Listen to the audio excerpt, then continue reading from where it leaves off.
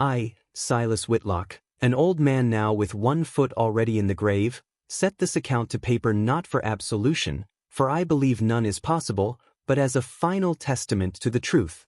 What I witnessed in the autumn of 1882, on the fading remnants of the Oak Haven plantation in Tennessee, defied all reason and chills my soul to this day. It is a tale not just of cruelty, for cruelty was a common currency in those days, but of a peculiar and monstrous transgression that festered in the heart of a man I once called master, and of a vengeance that wore the face of the most broken among us. This is the story of Master Alistair Crowe, his daughter, the willful Miss Evangeline, and a slave named Jeremiah, whose silence was deeper than the Cumberland River and whose wrath was as patient as stone. To understand the peculiar poison that took root at Oak Haven, one must first picture the place as it was in its final years.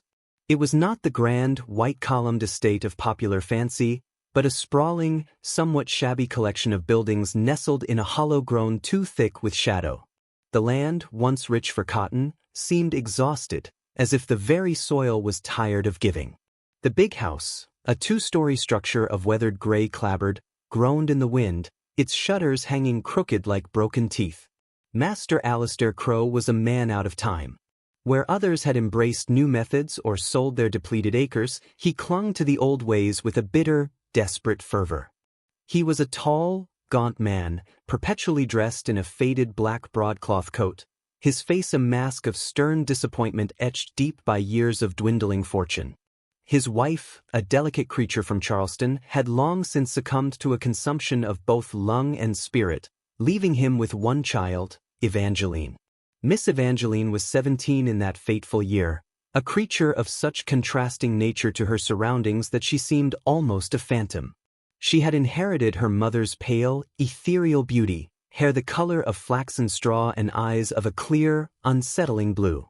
But where her mother had been frail, Evangeline possessed a restless, almost wild energy. She was often seen walking the overgrown paths of the estate, her simple muslin dress stark against the deep greens and browns of the Tennessee woods, a book of poetry clutched in her hand. She was prone to fits of melancholy and sudden, inexplicable laughter, and the local folk, even our own people in the quarters, considered her touched by something not entirely of this world. And then there was Jeremiah. He was a giant of a man, born on the plantation, his skin the color of rich mahogany. He rarely spoke, and his eyes, which held a deep, unsettling intelligence, seemed to look upon the world from a great and silent distance. He was Master Crowe's most valuable and most feared possession, a master blacksmith and carpenter whose hands could coax life from cold iron and dead wood. But there was a darkness in his skill. He was also the man tasked with building the coffins and, when necessary, administering the harsher punishments. It was a grim duality. He could create with an artist's soul and destroy with an executioner's dispassion. A strange, unspoken understanding existed between him and Miss Evangeline. They were of an age, and from childhood, she had treated him not with the casual cruelty of her father, but with a curious, almost scientific interest. She would bring him books, and he, in his silence, would carve for her small, perfect animals from scraps of pine. The incident that began our descent into hell was, on the surface, a simple one. Miss Evangeline had been reading to Jeremiah from a volume of Mr. Poe's works as he repaired a wagon axle near the smithy. Master Crowe discovered them. His rage was not the hot, explosive kind, but a cold, seething thing. He did not strike his daughter. He never did, but his words were laced with a venom that made the air itself feel foul. "You demean yourself, girl," he said, his voice low and sharp as a whip crack. "Consorting with the livestock. It is this modern filth that poisons your mind." He snatched the book from her hands and cast it into the mud. "This ends. You will remember your station." He then turned to Jeremiah. For a long, terrible moment, he simply stared at the powerful, kneeling man.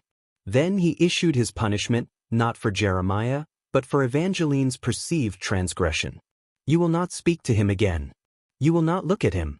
From this moment he is invisible to you. Do you understand?" Evangeline, her face pale but her chin held high, had merely nodded, those strange blue eyes glistening with unshed tears. She turned and walked back to the big house without a backward glance. But Jeremiah did not move. He remained kneeling in the dirt, his head bowed, his powerful hands resting on his thighs. He did not look up as Master Crowe strode away. He stayed there, as still as a statue, until long after the sun had set and the fireflies began their nightly dance over the fallow fields. It was in that profound and terrible stillness that I felt the first true chill of dread, a premonition that the delicate, cruel balance of Oakhaven had been shattered beyond repair. The silence that fell over the plantation in the days that followed was not peaceful. It was the silence of a held breath, the quiet before a storm that gathers its strength in the deepest parts of the earth. The days that followed Master Crowe's edict were draped in a pall of unnatural quiet. The usual sounds of Oakhaven, the distant chop of an axe, the lowing of a single remaining milk cow, the occasional shout from the fields, seemed muffled, as if the very air had grown thick and heavy with unsaid things. The heat of the Tennessee late summer clung to the hollow, oppressive and still, and the cicada's drone was the only constant, a maddening soundtrack to our mounting unease. Miss Evangeline obeyed her father's command to the letter. She became a ghost in the house, moving through its dim, dusty rooms with a listless grace. She took her meals in silence, her eyes fixed on her plate. She no longer walked the grounds with her poetry books.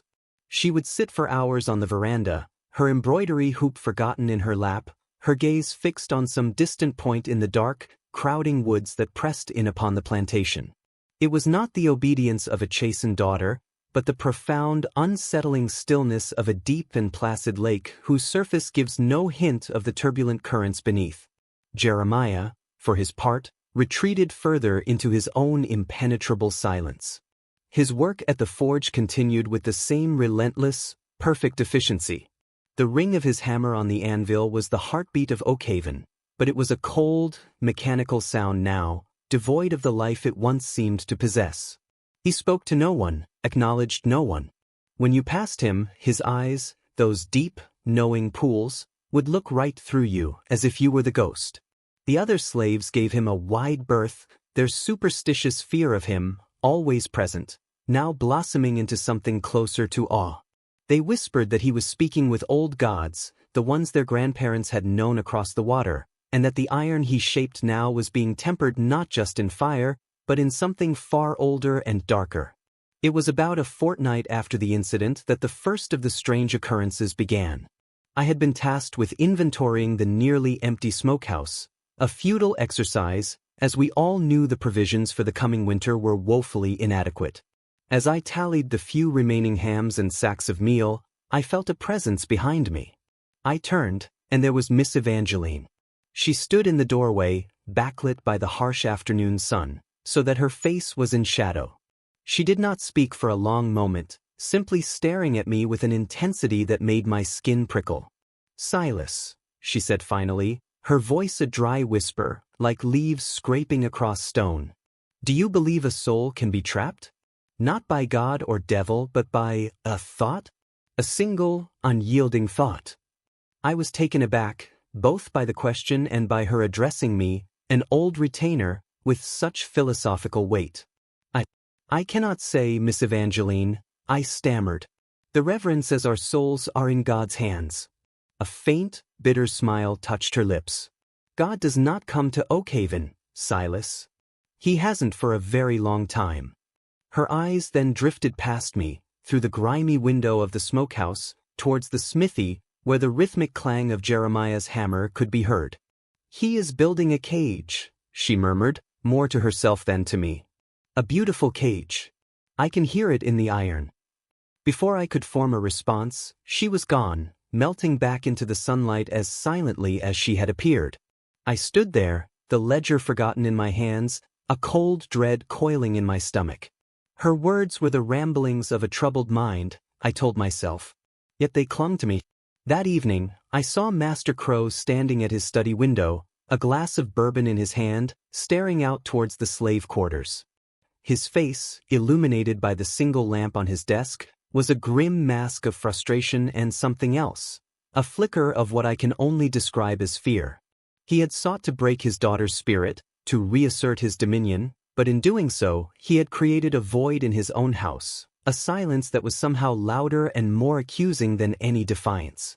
He had made Jeremiah invisible, but in that act he had given the silent man a terrifying power. He had become a permanent, unseen witness to the master's own failing authority. The following Sunday, we gathered for our customary service, held in the shade of a great live oak. The preacher, old brother Eli, spoke of the Israelites in bondage, of God's deliverance. But my eyes, like those of many others, were drawn to Jeremiah. He stood at the very back of the gathering, apart from everyone, his massive arms crossed over his chest. He was not listening to the sermon. His gaze was fixed on the big house, on the upstairs window that belonged to Miss Evangeline. And on his face was an expression I had never seen before. It was not anger, nor was it sorrow. It was a look of cold, clear, and terrifying calculation. It was the look of a man who was not praying for deliverance, but meticulously planning it. The heat of the day suddenly felt insufficient against the chill that seized my heart. The silence was not a submission, it was a gathering. A storm was coming, and I knew, with a certainty that turned my blood to ice, that when it broke, it would not be with thunder and lightning, but with the soft, final sound of a lock turning in a beautifully wrought iron cage. The oppressive stillness that had fallen over Oakhaven did not lift. It congealed, becoming a palpable entity that dwelled amongst us. The late summer heat intensified, laying a heavy, damp hand upon the land. The air grew thick with the cloying scent of honeysuckle and decay, and the woods surrounding the plantation seemed to press closer, their shadows stretching longer and darker as if eager to reclaim the cleared land. It was a season of stagnation, where even time itself seemed to have slowed to a torpid crawl, and every soul on the property, from Master Crowe in his dusty study to the lowliest field hand, felt the weight of a looming, unnameable event. Miss Evangeline's transformation from a spirited, if peculiar, girl into a silent spectre was the most visible sign of the sickness that had taken root. She took to wearing a dress of deep, unadorned navy blue, a color of mourning that seemed to swallow the light around her. Her movements through the house were so quiet she seemed to float, a skill that unnerved the housemaids, who would often turn to find her standing silently behind them, her clear blue eyes observing them with a detached, almost clinical curiosity. She had begun to sketch, filling the pages of a large leather-bound book with intricate, disturbing images. I chanced upon one left open on the parlor harpsichord. It was a meticulously detailed drawing of a songbird, its anatomy perfectly rendered, but it was depicted inside an ornate, beautiful cage, the bars of which were not simple metal, but twisted, thorny vines. The bird's head was tilted, and in its eye was not fear, but a profound and unsettling understanding. The caption beneath, written in her elegant script, read, "Is it a prison, or a sanctuary from a world it was never meant to fly in?" Master Crowe, for his part, reacted to the void he had created with a growing, volatile frustration. He took to drinking more heavily, his bourbon-fueled rages now directed at inanimate objects or at me, his most convenient and helpless confidant. "The ingratitude, Silas," he would slur, pacing the worn Persian rug in his study. "After all I have provided. A roof, an education, a name. And she pines for what? The company of a brute? The fascination with the primitive." He could not comprehend that his command had not solved a problem, but had instead created a deeper, more complex one. He had tried to wall his daughter away from a perceived corruption, only to find that the corruption, if it existed at all, was not in Jeremiah, but in the very nature of his own control. He would stare out the window towards the slave quarters, his eyes narrowed, as if he could force his will upon the silent blacksmith through the force of his gaze alone. The fear I had seen in him before was now mingled with a bitter, possessive jealousy. But it was Jeremiah who was the true epicenter of the gathering storm. His silence was no longer merely passive, it had become an active, resonant force. The sounds from his smithy changed. The familiar, rhythmic clang-clang-clang of tool-making was now interspersed with stranger, more discordant notes. The sharp, clear ring of fine chisel work, the slow, grating drag of a file, the deep, resonant thump of something heavy being set down with deliberate care. He was, as Miss Evangeline had eerily predicted, building something. He worked late into the night, the glow from his forge a flickering, demonic eye in the darkness of the hollow. The other slaves treated him with a reverence bordering on terror. They left offerings of food and tobacco outside his door, not out of camaraderie, but as a placation, as one might leave an offering for a capricious spirit that dwells in a sacred grove. Old Maud, the cook, who was versed in the old ways, claimed to have seen him walking at the edge of the woods at midnight, speaking in a low, guttural tongue to the shadows. "He ain't prayin' to our Jesus," she whispered to me, her eyes wide with superstitious dread. "He's callin' on things older'n Moses. Things that remember this land before the white man, before the Cherokee even. Things that hunger." The tension finally snapped on a sweltering night in early September. The air was so thick with humidity that breathing felt like drowning. I was awakened from a fitful sleep by the sound of raised voices from the main house. Creeping onto the upper landing, I saw Master Crowe, his face flushed with drink and fury, standing over Miss Evangeline, who was seated calmly in a wingback chair, her sketchbook in her lap. "I will not have it," Crowe roared, his voice echoing in the vaulted hallway. These grotesqueries." He snatched the sketchbook from her and tore a page free, crumpling it in his fist. It was another drawing of the caged bird, this time with the door open, the bird perched on the threshold, looking not out at freedom, but back into the darkness of the cage. Evangeline did not flinch. She looked up at her father, and her voice, when she spoke, was preternaturally calm, each word dropping into the heated silence like a stone into a deep well. "You told me not to look at him, father. You never said I could not see him. And I see him everywhere. In the grain of the wood on this floor. In the pattern of the rust on the gate. In the fire of the sunset. He is in the iron of this house, and the iron is in my blood. You cannot unmake a thing once it has been truly seen." Master Crowe stared at her, his mouth agape, the crumpled drawing falling from his hand. In that moment he was not a powerful plantation owner. He was a simple, frightened man confronted with a reality he could not dominate. He stumbled back, muttering, and retreated to his study, the door slamming shut with a finality that shook the house. I looked down at the fallen drawing. As I smoothed it out, I saw that this time, the cage was not empty. Inside, rendered in faint, shadowy lines, was the silhouette of a man, his head bowed, his form contorted to fit the confines of the beautiful, thorny prison. The message was unmistakable. The cage was not for the bird. It was for the master. And in the profound, humming silence that followed the slammed door, I heard, or perhaps felt, the distant, approving ring of a hammer on iron from the smithy, a sound that was no longer just a sound, but a promise, dark and patient and absolute. The storm was no longer gathering. It had arrived, and it was being forged, piece by terrible piece, in the heart of the night. The morning after the confrontation, a change had settled over Oakhaven, as definitive and grim as a shroud. The air, though still heavy with late summer heat, now carried a new, metallic chill, a scent of ozone and cold iron that seemed to emanate from the very soil. The world had not righted itself. It had tilted onto a new, more terrifying axis. Master Crowe did not emerge from his study until noon, his face ashen and deeply lined, his hands trembling so violently he could barely light his first cheroot of the day. He avoided all mention of the previous night, his silence a fortress wall behind which his pride and fear waged a desperate, silent war. Miss Evangeline, conversely, seemed almost serene. The restless energy that had once characterized her was gone, replaced by a placid, unnerving stillness. She resumed her place on the veranda, but no longer stared listlessly into the distance. Instead, her gaze was now fixed with a quiet, unwavering intensity on the smithy, as if watching the final act of a play only she could see. She had stopped sketching the caged bird. The subject of her new drawings, which she made no effort to conceal, was Jeremiah himself. Not his face, but his hands, powerful, scarred, capable of both brutal force and exquisite delicacy. She drew them holding a hammer, cradling a fledgling sparrow, clasped in prayer, and in one particularly unsettling image resting gently on a woman's throat. She was mapping his power, and in doing so, seemed to be drawing it into the very fabric of the house.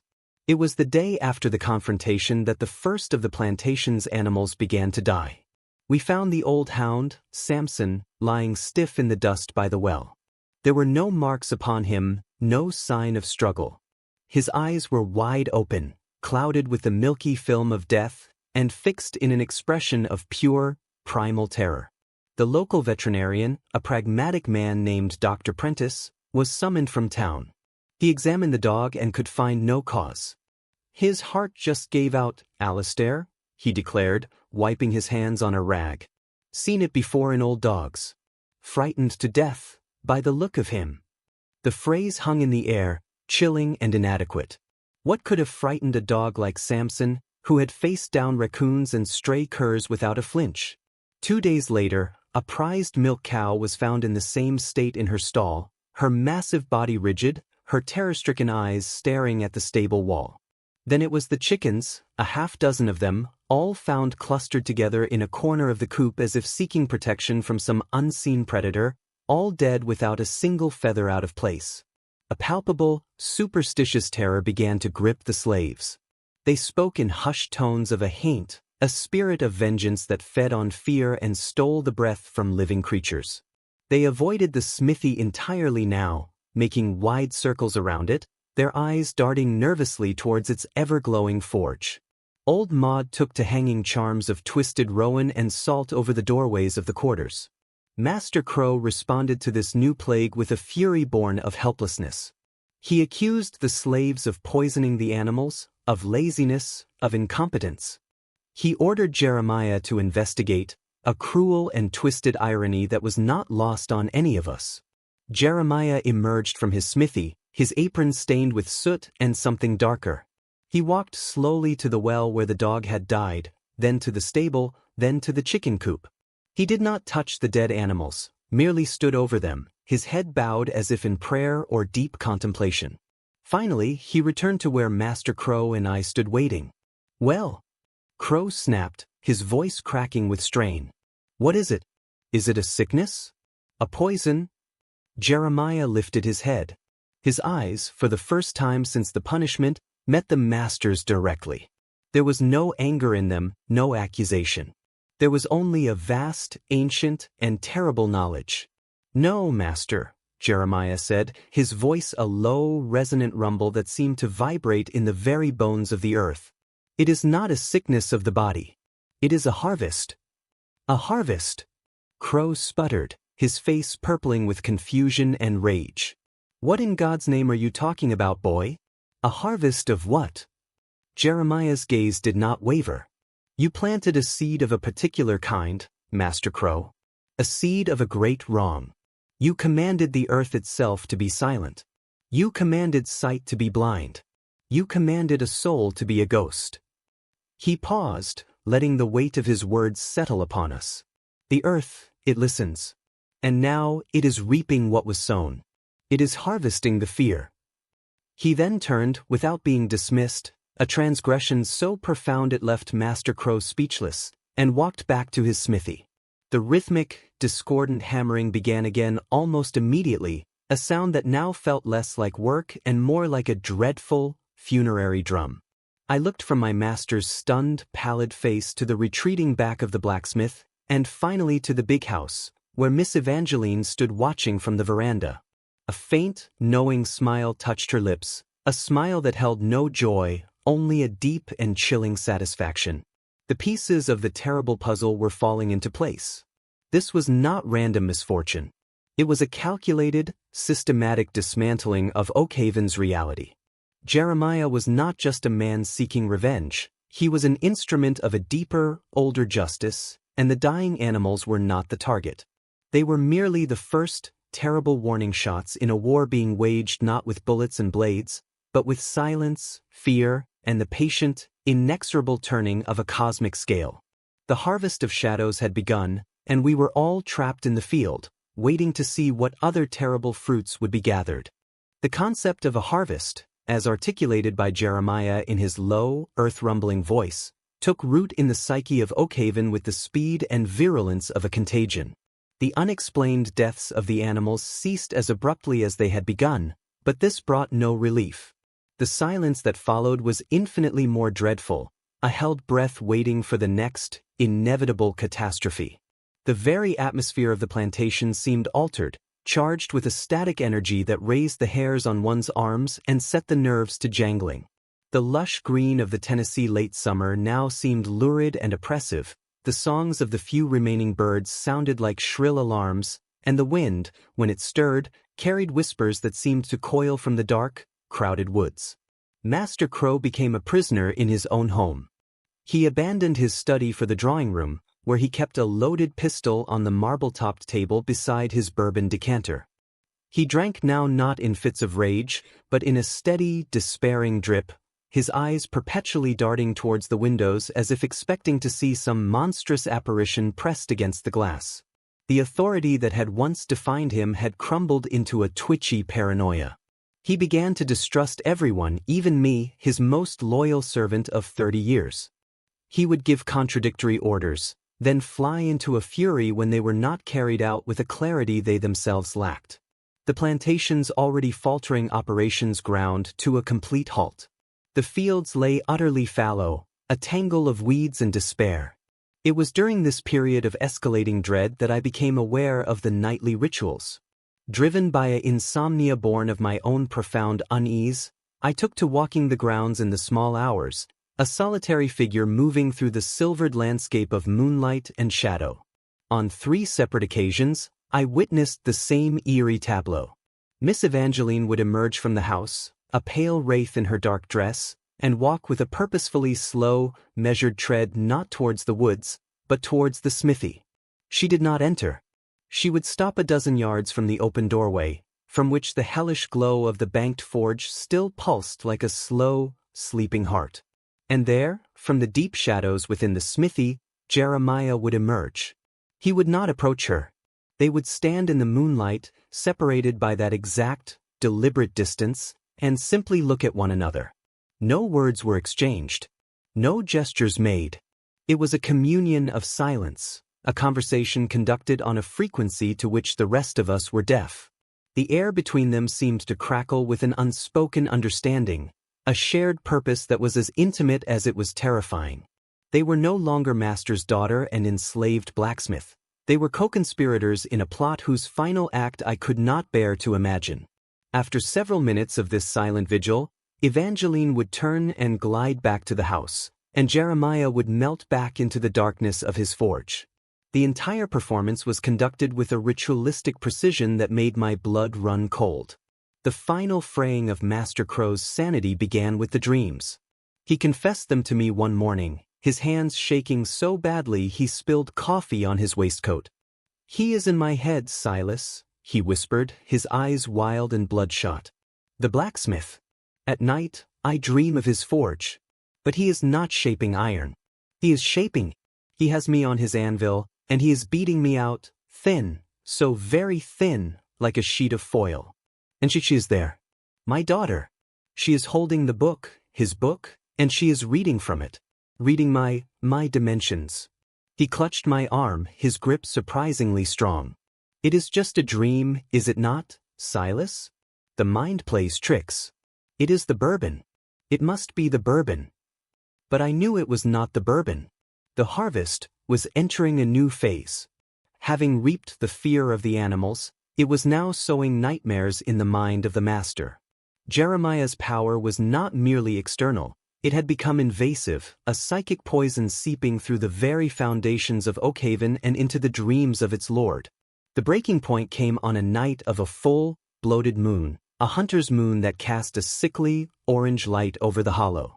I was awakened by a scream, a raw, guttural sound of pure, unadulterated terror that could only have come from Master Crowe. I rushed from my small attached quarters to find him in the hallway, clad only in his nightshirt, his body slick with cold sweat. He was pointing a trembling finger at the large, gilt-framed mirror that hung opposite his bedroom door. "He was there," he shrieked, his voice cracking. "In the glass. Standing behind my reflection. He was not in the room, he was in the mirror. And he was measuring me, Silas, with a pair of iron calipers. Measuring my head. I looked at the mirror. It showed only his terrified reflection and my own alarmed face behind him.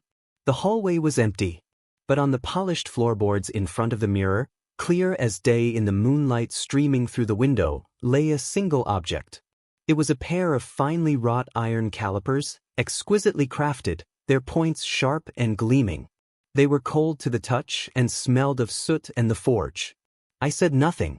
I simply picked them up and held them in my hand, their weight feeling like that of a mortal sin. Master Crowe stared at the tool, his breath coming in ragged, sobbing gasps. The line between nightmare and reality had been not just crossed, but utterly erased.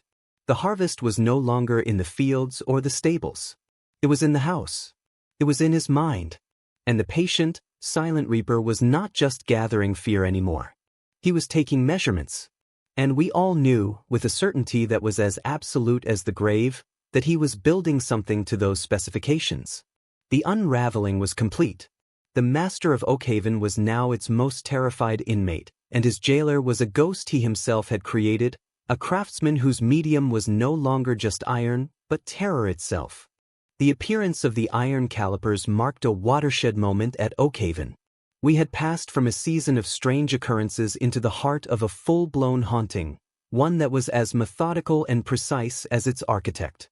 Master Crowe, upon seeing the physical proof of his nocturnal torment, suffered a complete collapse of his faculties.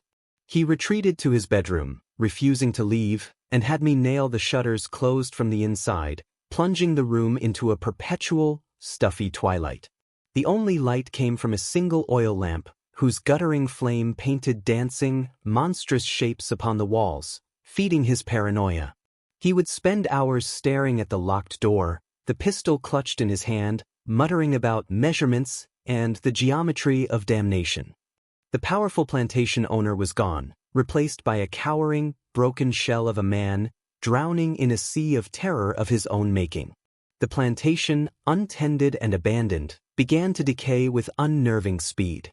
Weeds choked the formal gardens, ivy crept up the columns of the veranda, and a general air of mold and neglect settled over the estate. It was as if the land itself was responding to the dissolution of its master, eagerly reclaiming what had been taken from it. The few slaves who remained, those with nowhere else to go, huddled in their quarters, their fear a palpable entity. They no longer spoke of a haint, but of something more specific, a shadow smith, a forger of fate who worked in iron and nightmare. They claimed that to look directly into the glow of his forge after sundown was to risk having your soul measured for its own personal hell. Throughout this descent, Miss Evangeline remained the still, calm eye of the hurricane. She moved through the decaying house like its mistress, her serenity in stark, chilling contrast to the chaos around her. She took over the practical, grim duties of the household, directing the sullen maid with a quiet word, ensuring food was brought to her father's door. But her true attention was reserved for Jeremiah. Their silent, moonlit vigils continued, a nightly sacrament to their shared, terrible purpose. I observed them from my window, two figures connected by an invisible thread of understanding, and I felt a profound and chilling certainty that what was unfolding was not a simple act of revenge, but a dark and intricate ritual. It was around this time that I discovered the true nature of Jeremiah's project. Driven by a desperate need to understand, I ventured to the smithy one afternoon when the rhythmic hammering had fallen silent. The door was open, and the interior was dim, the forge a bed of dormant coals. The air was thick with the smells of soot, hot metal, and something else, a faint, cloying scent I could not place. And then I saw it, standing in the center of the packed earth floor, illuminated by a single shaft of dusty sunlight. It was a cage, but to call it a mere cage was a blasphemy against the terrifying artistry it displayed. It was a masterpiece of the blacksmith's art, a symphony in wrought iron. It stood about 7 feet tall, a Gothic confection of intricate scrollwork and twisted bars that resembled thorny vines, just as Evangeline had drawn. Yet, as I drew closer, my heart hammering against my ribs, I saw that the artistry was far more specific, far more monstrous. The vines were not random. They were meticulously crafted to resemble the human nervous system. I could see the delicate filaments of nerves, the ganglia like ghastly blossoms, the spinal column forming the central support of the structure. It was an anatomical model of a human being, rendered in cold, black iron on a monstrous scale. The door, standing ajar, was shaped like a ribcage, the individual ribs serving as the bars. And inside, hanging from the top of the cage, were a series of finely crafted iron manacles, their interiors lined with what looked like soft, worn leather. They were shaped to hold a person in a standing position, arms slightly outstretched. It was not a prison designed to merely hold a body. It was a display case, designed to hold a specimen. A living specimen. I stumbled back from the smithy, my mind reeling, my stomach churning. The beautiful cage was not a metaphor. It was a physical, horrifying reality. Jeremiah was not just a wronged slave seeking vengeance. He was a visionary of torment, an artist whose medium was human suffering. The calipers, the nightmares, the measurements, it all made a terrible, logical sense. He was building this abomination to the exact specifications of his tormentor. He was going to put Master Alistair Crowe on display in a cage fashioned from his own worst fears, a literal embodiment of the psychological prison he had built for others. That evening, I confronted Miss Evangeline. I found her in the library, calmly polishing a silver candelabra as if preparing for a grand ball. "Miss," I said, my voice trembling, "I have seen it. The cage. In the smithy." She did not look up from her task. "Yes, Silas. It is nearly complete. Is it not magnificent? A testament to his skill. A perfect fusion of art and truth." "Truth?" I gasped. "It is an instrument of monstrous torture." Finally, she lifted her gaze to me. Her blue eyes were clear and depthless, like a mountain lake that hides drowned secrets. "Is it? My father built cages his whole life, Silas. Cages of wood and field, of law and custom, of fear and silence. His were ugly, clumsy things. Jeremiah's, his is honest. It reveals the architecture of confinement. It is, in its way, a form of revelation. A brutal, beautiful truth. He means to put your father in it." I cried, aghast at her calm. "An eye for an eye, Silas," she quoted softly, a faint, spectral smile on her lips. "A cage for a cage. The geometry is perfect, do you not see? It is the harvest, coming to its final, logical conclusion." I looked at her, this pale, intelligent, maddeningly serene young woman, and I understood that she was as much a part of this as Jeremiah. She was not his victim, she was his high priestess, his muse, the intellectual architect of her own father's damnation. The haunting of Oakhaven was not a supernatural plague, it was a meticulously planned and executed work of psychological and artistic terrorism. The stage was set, the props were in place, and the final, dreadful performance was waiting only for its star player to be guided to his mark. The anatomy of the haunting was now fully revealed to me, and its beauty was more terrifying than any mere ghost or goblin could ever be. The knowledge of the cage's existence and its horrifying purpose became a canker in my own soul, a secret so heavy it felt as though it were physically pressing me into the earth. I moved through the final days of that accursed September like a man already dead, my every sense heightened to a painful degree. The songs of the cicadas were like saws on bone. The scent of the decaying magnolia blossoms was cloyingly funereal, and the very sunlight, filtering through the thick, dusty air, seemed tinged with a coppery hue, as if the world itself were bleeding. Master Crowe remained barricaded in his room, a prisoner of his own devising. His madness had settled into a low, constant drone of fear. He would sometimes call out to me, his voice thin and reedy through the door, asking if the measurements had been taken, if the iron was quiet. I would answer with bland reassurances, my words tasting like ash in my mouth, for I knew the iron was anything but quiet. The sounds from the smithy had changed once more.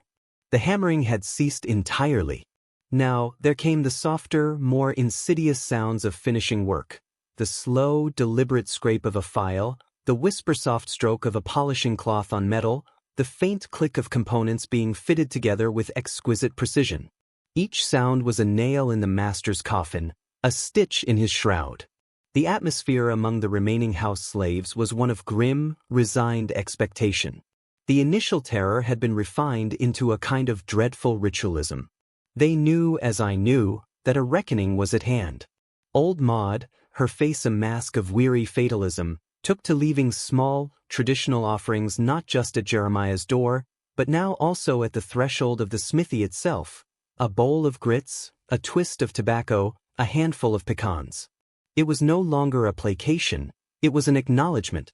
They were bearing witness to an ancient drama of retribution, and they knew their roles were to be silent, watchful participants. Miss Evangeline, in these final days, underwent one last, subtle transformation. The serene detachment she had cultivated began to crack, not with fear, but with a feverish, almost ecstatic anticipation. She stopped her household ministrations and spent her days in the library, but she was not reading. She was compiling. I saw her once, through the half-open door, seated at the great oak desk, surrounded by her father's ledgers. But she was not tallying figures. She was transcribing names, long columns of names, in her elegant, looping script. I realized with a start that she was copying the inventory lists, the bills of sale, the manifests that detailed every human being bought and sold by the Crowe family over 3 generations.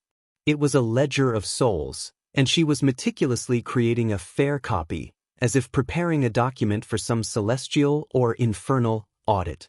2 nights before the autumn equinox, the event I had both dreaded and anticipated occurred.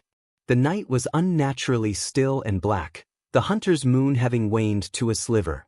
I was roused from a fitful doze by the sound of the great front door of the house opening and closing. Peering from my window, I saw a procession of sorts. Miss Evangeline, a single candle in a brass holder illuminating her determined face, was leading her father from the house. Master Crowe was clad in his nightshirt and a brocade dressing gown, his feet bare. He moved not with resistance, but with a sleepwalker's docility, his eyes wide and unseeing, fixed on the candle flame. She had not broken his barricade by force. She had simply walked through the fortress walls of his madness as if they were mist. She had become the master of his terror, and now she was leading him to his appointed place. I followed at a distance, my heart a frantic drum against my ribs, the dew-soaked grass chilling my own bare ankles. The path to the smithy was a tunnel of darkness, but the destination was illuminated. Jeremiah had lit every lamp and candle he possessed. The smithy glowed from within like a pagan chapel, a beacon in the oppressive dark. As we drew nearer, I saw that the space had been prepared. The tools were neatly arranged, the anvil stood clean and central, and the floor had been swept clean of all debris. And there, in the center of this sacred, profane space, stood the cage. In the full, clear light of a dozen lamps, it was more terrifyingly beautiful than I had remembered. The iron gleamed with a soft, oiled sheen. The neurological scrollwork seemed to pulse with a dark life of its own. The ribcage door stood open, a gaping maw waiting to be fed. Jeremiah stood beside his creation. He was not dressed in his work clothes, but in a simple, clean shirt and trousers, as if for a church service. His massive arms were crossed over his chest, and his face was a mask of solemn, implacable judgment. Evangeline led her father to a stop before the cage. Master Crowe's eyes, which had been fixed on the candle, now drifted upward, taking in the monstrous structure. A low moan escaped his lips, a sound of such profound, existential recognition that it was worse than any scream. He knew what it was. He knew it in his bones, in his soul, in the very marrow of his being that had been measured for this. "The harvest is ready, Father," Evangeline said, her voice clear and resonant in the silent night. "The earth has given back what you have sown. You planted a man in silence and reaped a monument. You planted a soul in darkness and reaped a testament." She did not force him. She simply gestured towards the open door.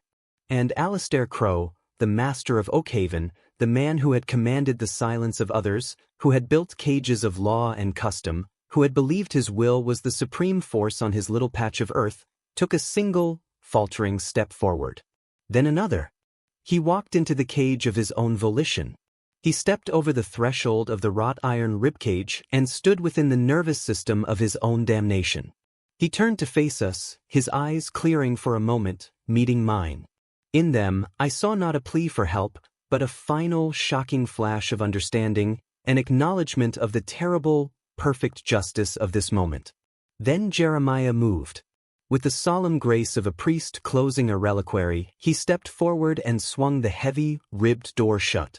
The sound it made was not a clang of iron, but a deep, resonant thud, like the ceiling of a royal tomb. He produced a large, beautifully wrought lock, shaped like a human heart, and with a final, definitive click, he turned the key. Master Alistair Crowe was now the central exhibit in his own museum of horrors. He did not struggle. He did not cry out. He simply stood there, encased in the anatomy of his own tyranny, his hands resting passively in the leather-lined manacles. His eyes closed. The candle in Evangeline's holder guttered and went out. The consecration was complete. The cage had its occupant. And the silence that fell over Oakhaven was no longer one of dread, but of completion. The terrible, beautiful work was done. The world did not end with the sealing of the cage. The sun rose the next morning, as it always had, casting its pale, autumnal light upon a plantation that was, and yet was not, the same. The air, however, felt different. The oppressive, waiting dread that had plagued us for weeks had vanished, replaced by a strange, hollow stillness. It was the quiet of a consummated vow, a debt paid in full. The harvest was over. The field was empty. My first act upon rising was to go to the smithy. I do not know what I expected to find. Perhaps a scene of gruesome death. The master expired from terror or thirst within his iron prison. But what I found was, in its way, far more unsettling. The cage stood as it had the night before, a dark altar in the center of the workspace. And within it, Master Crowe lived. He was standing as he had been left, his eyes open now, staring out through the intricate bars with a gaze that was neither frantic nor resigned, but simply empty. It was the look of a man who had seen the fundamental equation of his existence solved, and the answer had annihilated him. He was fed sips of water through the bars by Jeremiah, who performed this duty with the same detached efficiency with which he might oil a piece of machinery. There was no malice in the act, no cruelty. It was simply maintenance. The master had been reduced to a functioning component of the artwork that contained him. Miss Evangeline, now the undisputed mistress of Oakhaven, established a new and chilling order. Her first decree was that the cage was not to be disturbed, nor was its occupant to be spoken to or of. It was to be treated as a piece of furniture, a permanent fixture of the estate. She then set about the practical business of dissolution. With a cool-headedness that belied her 18 years, she summoned the remaining slaves to the front of the big house. There, in the same spot where her father had once pronounced judgments, she made her own proclamation. "The ledger is closed," she announced, her voice carrying clearly in the crisp morning air. She held up the folio containing the copied lists of names. "The accounts are settled. You are all, as of this moment, free. There is no legal paper to grant you this, for the law is a ghost here now, as dead as the old ways. But I give you your freedom nonetheless. You may take what you need from the stores and go, with my blessing and my father's gold as your stake." A stunned silence met her words. Then a slow, dawning realization. There was no joy, only a profound, weary relief. Within hours, the quarters were empty. Families gathered their meager possessions and departed, their figures disappearing down the road to town or melting into the woods, seeking kin or a new start, their backs turned firmly on the nightmare of Oakhaven. Only 3 of us remained. Myself, too old and rooted to the soil to leave, old Maud, who claimed she was too old to outrun a haint, and Jeremiah, who had no reason to depart, for his life's work was now the centerpiece of the estate. The plantation did not just fall silent, it became a mausoleum. With the people gone, the decay accelerated. Weeds grew unchecked. Paint peeled in great, weeping strips from the clapboard. The fields became a sea of brown, dying vegetation. And at the heart of it all, in the glowing, lamplit smithy, stood the cage and its silent occupant. It became the new liturgy of Oakhaven. My days took on a grim rhythm. I would tend the kitchen garden, see to the few remaining animals, and once a day, I would accompany Evangeline to the smithy. She would bring a chair and sit before the cage, a book in her lap.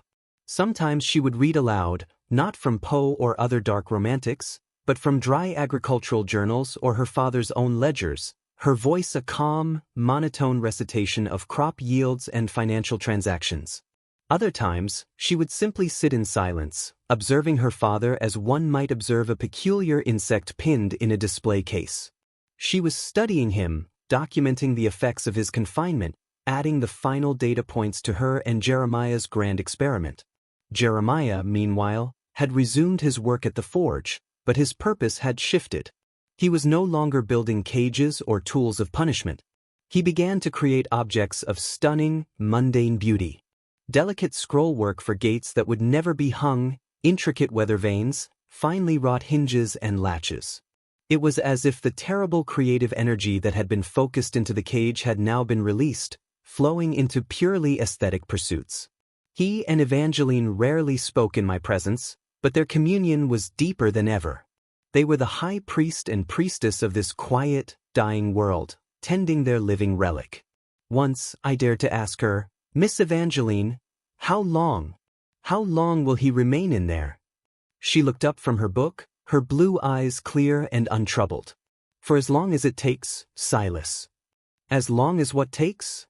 I pressed, a desperate, hopeless anger rising in me. "For the lesson to be learned," she replied simply, and returned to her reading. I looked at the cage, at the hollow-eyed man within, and I understood. This was not about death. Death would have been a mercy, a conclusion. This was about transformation. They were patiently, methodically erasing Alistair Crowe from the inside out, leaving nothing but a shell, a monument to the folly of his own hubris.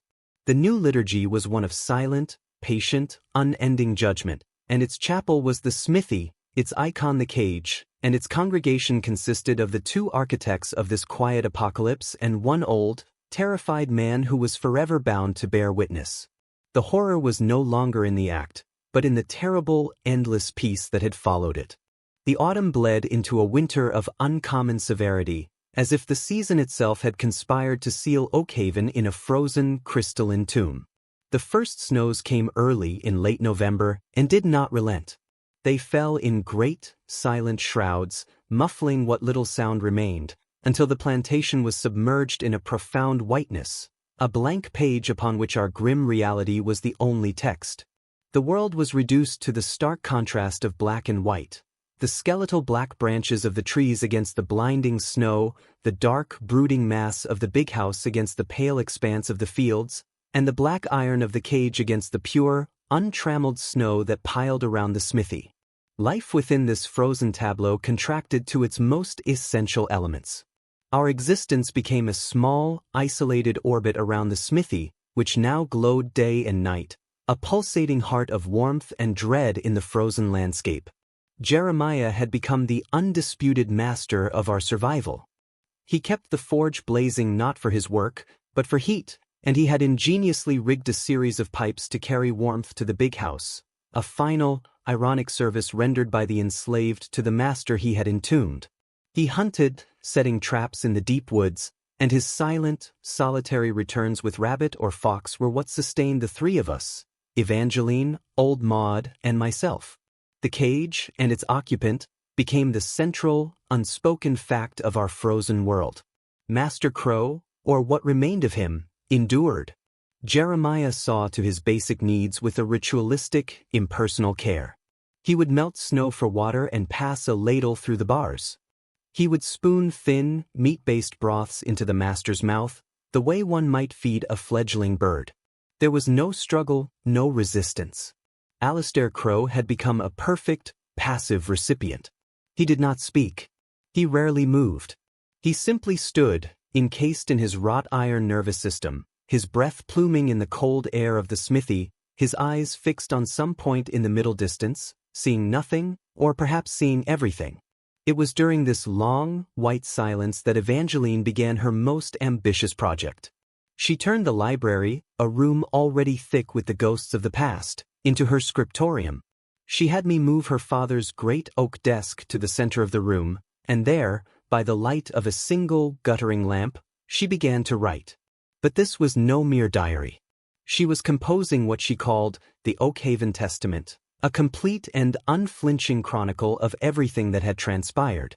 She wrote of her father's tyranny, of Jeremiah's silent suffering, of her own peculiar fascination, and of the terrible logical progression that had led to the creation of the cage. She described its construction in minute, loving detail, the quality of the iron, the precision of the scrollwork. She transcribed, from memory, the conversations she had overheard, the looks that had passed between people, the very atmosphere of dread that had preceded the harvest. But most chillingly, she documented the effects of the confinement upon her father.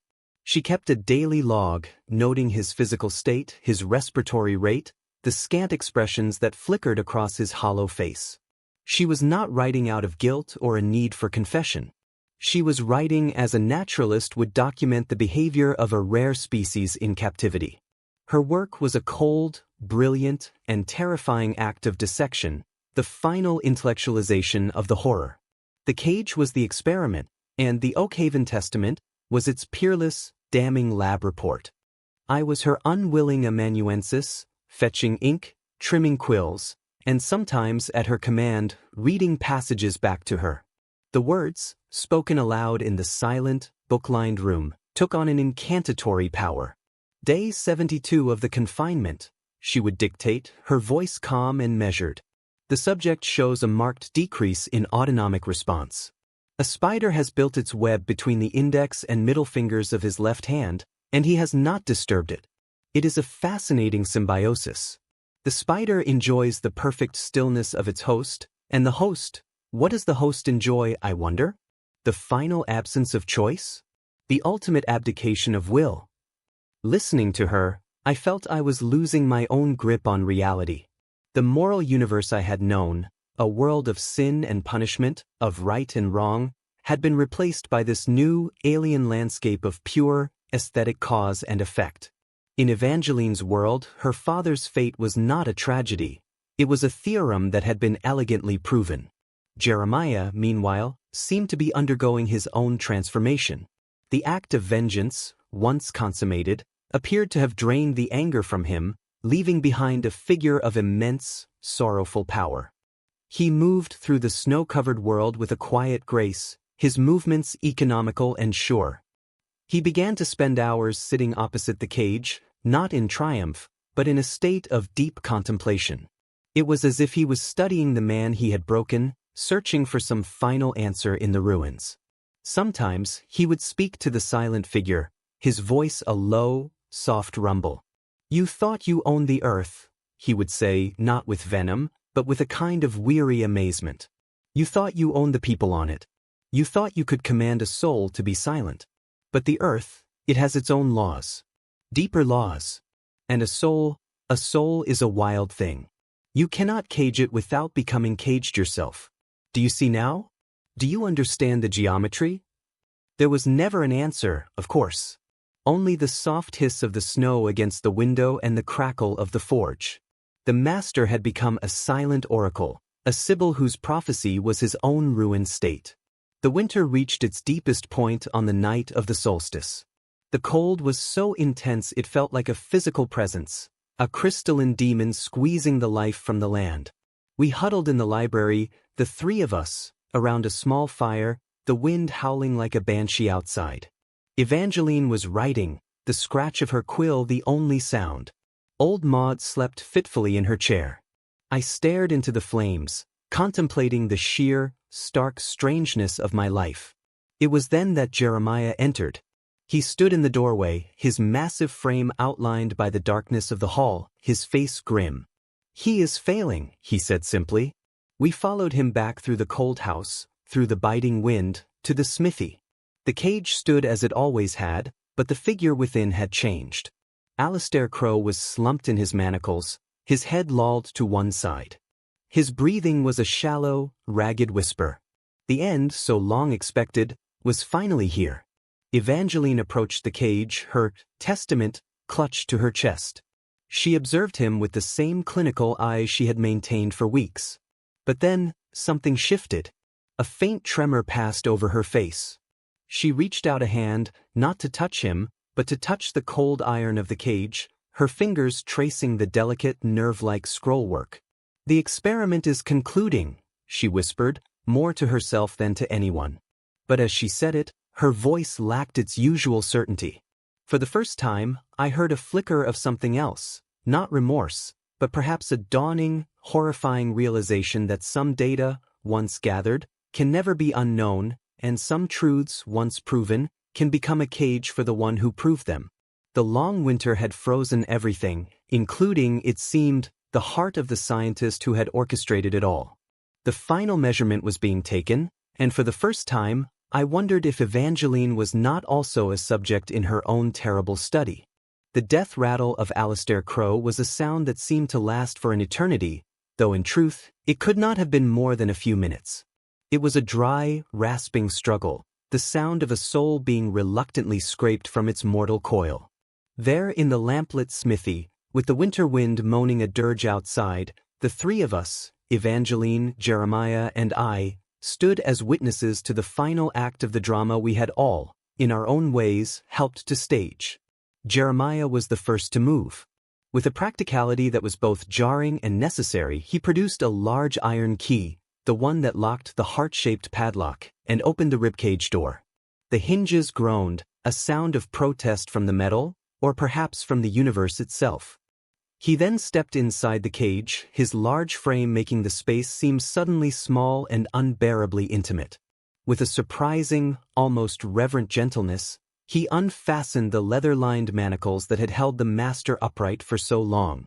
The body, deprived of its support, slumped into his arms.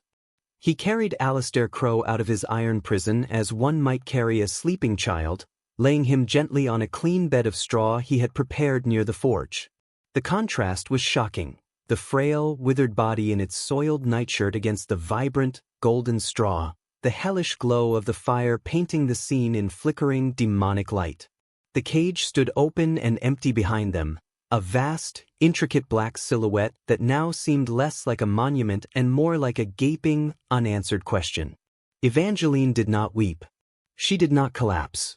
She stood perfectly still, her Oakhaven Testament held tightly against her chest like a shield. Her face was a mask of pale marble, her eyes wide, taking in the scene with the same analytical intensity she had applied to everything else. But I saw it then, a tiny fissure in that marble facade. Her lower lip trembled, almost imperceptibly. The scientist was confronting the final, unquantifiable variable, death itself. "What happens to the data when the subject expires?" she whispered, her voice barely audible over the crackle of the forge. "Does it become history? Or does it become nothing?"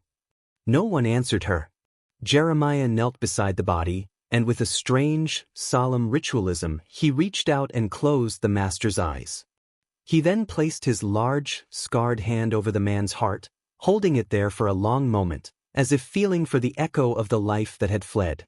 It was not a gesture of affection, but one of closure, a final, physical punctuation mark to their long and terrible relationship. The following days were a blur of grim necessity. The ground was frozen iron-hard, making a proper burial impossible. Jeremiah, ever resourceful, built a bier in the smithy itself, and we laid the master's body there, wrapped in a clean linen sheet. We would keep vigil until the thaw, whenever that might come. The open cage stood nearby, a silent, brooding presence that seemed to watch us, its purpose fulfilled, its meaning now up for grabs. It was in the days following the death that the first true shift in the balance of power occurred. Evangeline's serene authority began to crumble. The writing in her testament became erratic, the entries shifting from clinical observation to fragmented, philosophical questioning. She would wander the frozen house, pausing before portraits of her ancestors, her fingers tracing the gilded frames. "He thought he was a king," she murmured to me once, her eyes distant. "But kings are just men who have convinced others to build their cages for them. Jeremiah, he built his own. A king of a different kind. The king of truth. But what kingdom does a king of truth rule, Silas?" A kingdom of one? A kingdom of this silence. She was beginning to deconstruct her own philosophy, and the process was terrifying to behold. The perfect, logical world she had built, where a cruel action yielded a just, if brutal, consequence, was proving insufficient to contain the messy, emotional aftermath. The data was in, the experiment was over, and she was left with the hollow victory of a proven hypothesis and a soul sick with the knowledge of it. Jeremiah, in contrast, seemed to grow. The grim purpose that had driven him for months had evaporated, and in its place was a profound, unsettling peace. He took to spending his days not in the smithy, but outdoors, chopping wood with a steady, relentless rhythm, or walking the perimeter of the frozen fields, a solitary giant in a world of white. He was no longer the shadow smith, the agent of vengeance. He was just a man, but a man who had stared into the heart of darkness and had, against all odds, emerged whole. He had proven his point, exacted his price, and now he was free in a way that Evangeline, for all her intellectual posturing, could never be. One evening, I found him looking at the open, empty cage, a thoughtful expression on his face.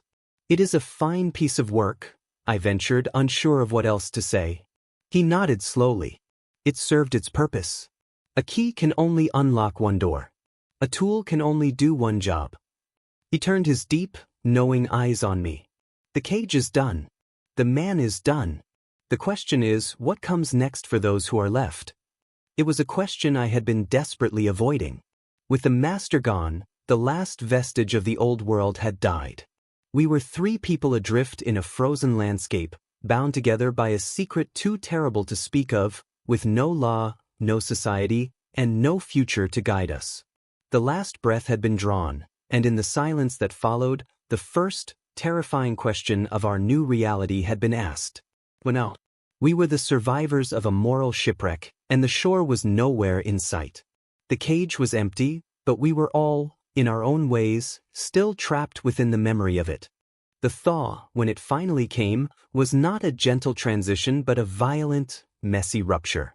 It began in late February with a warm, southern wind that carried the scent of damp earth and distant rain. For days, the world wept. The snow, which had lain so pristine and deep, became pockmarked and gray, shrinking back to reveal the sodden, wounded ground beneath. Great sheets of ice slid from the roofs of the buildings, shattering on the ground with the sound of breaking bones. The creek, so long silenced under a lid of ice, roared back to life, a torrent of muddy, churning water that carved new channels through the landscape. The world was being unmade, and the process was as ugly as the frozen stasis that had preceded it. With the thaw came the first of the practical and grim necessities, the burial of Alistair Crowe. The body, which had lain in its linen shroud on the bier in the smithy for weeks, had begun to emit a faint, sweetish odor that even the cold could no longer fully suppress. Jeremiah selected a spot on a small rise overlooking the ruined gardens, a place where the earth was soft enough to yield to his spade.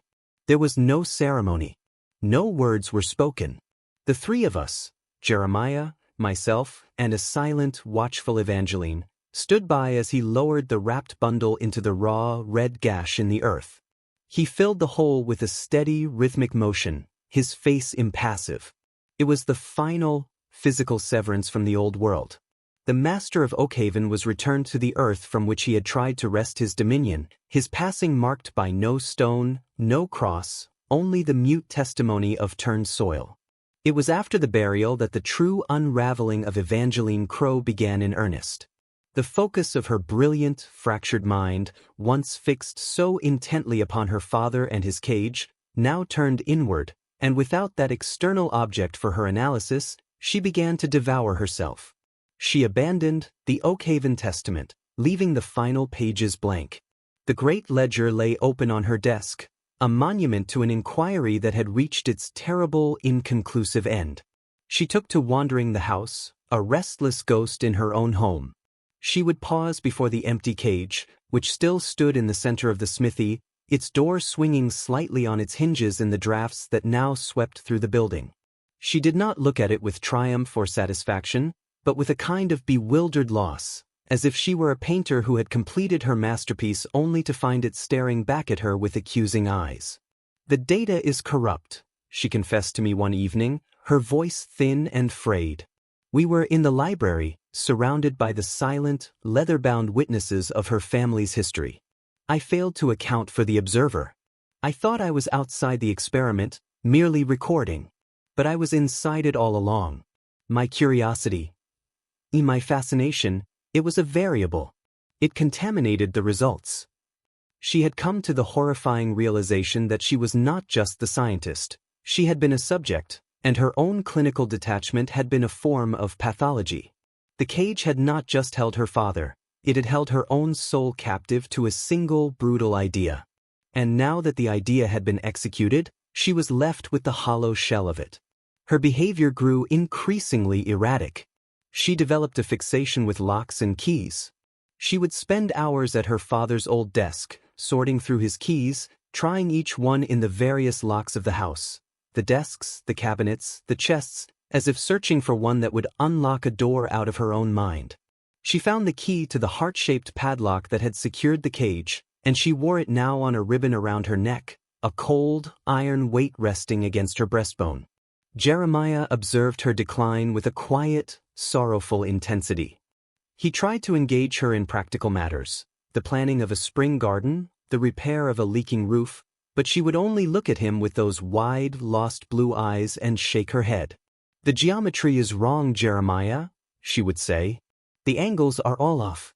The equation is unbalanced." She was retreating into a world of abstract principles, a landscape where the brutal simplicity of "a cage for a cage" no longer provided any comfort or meaning.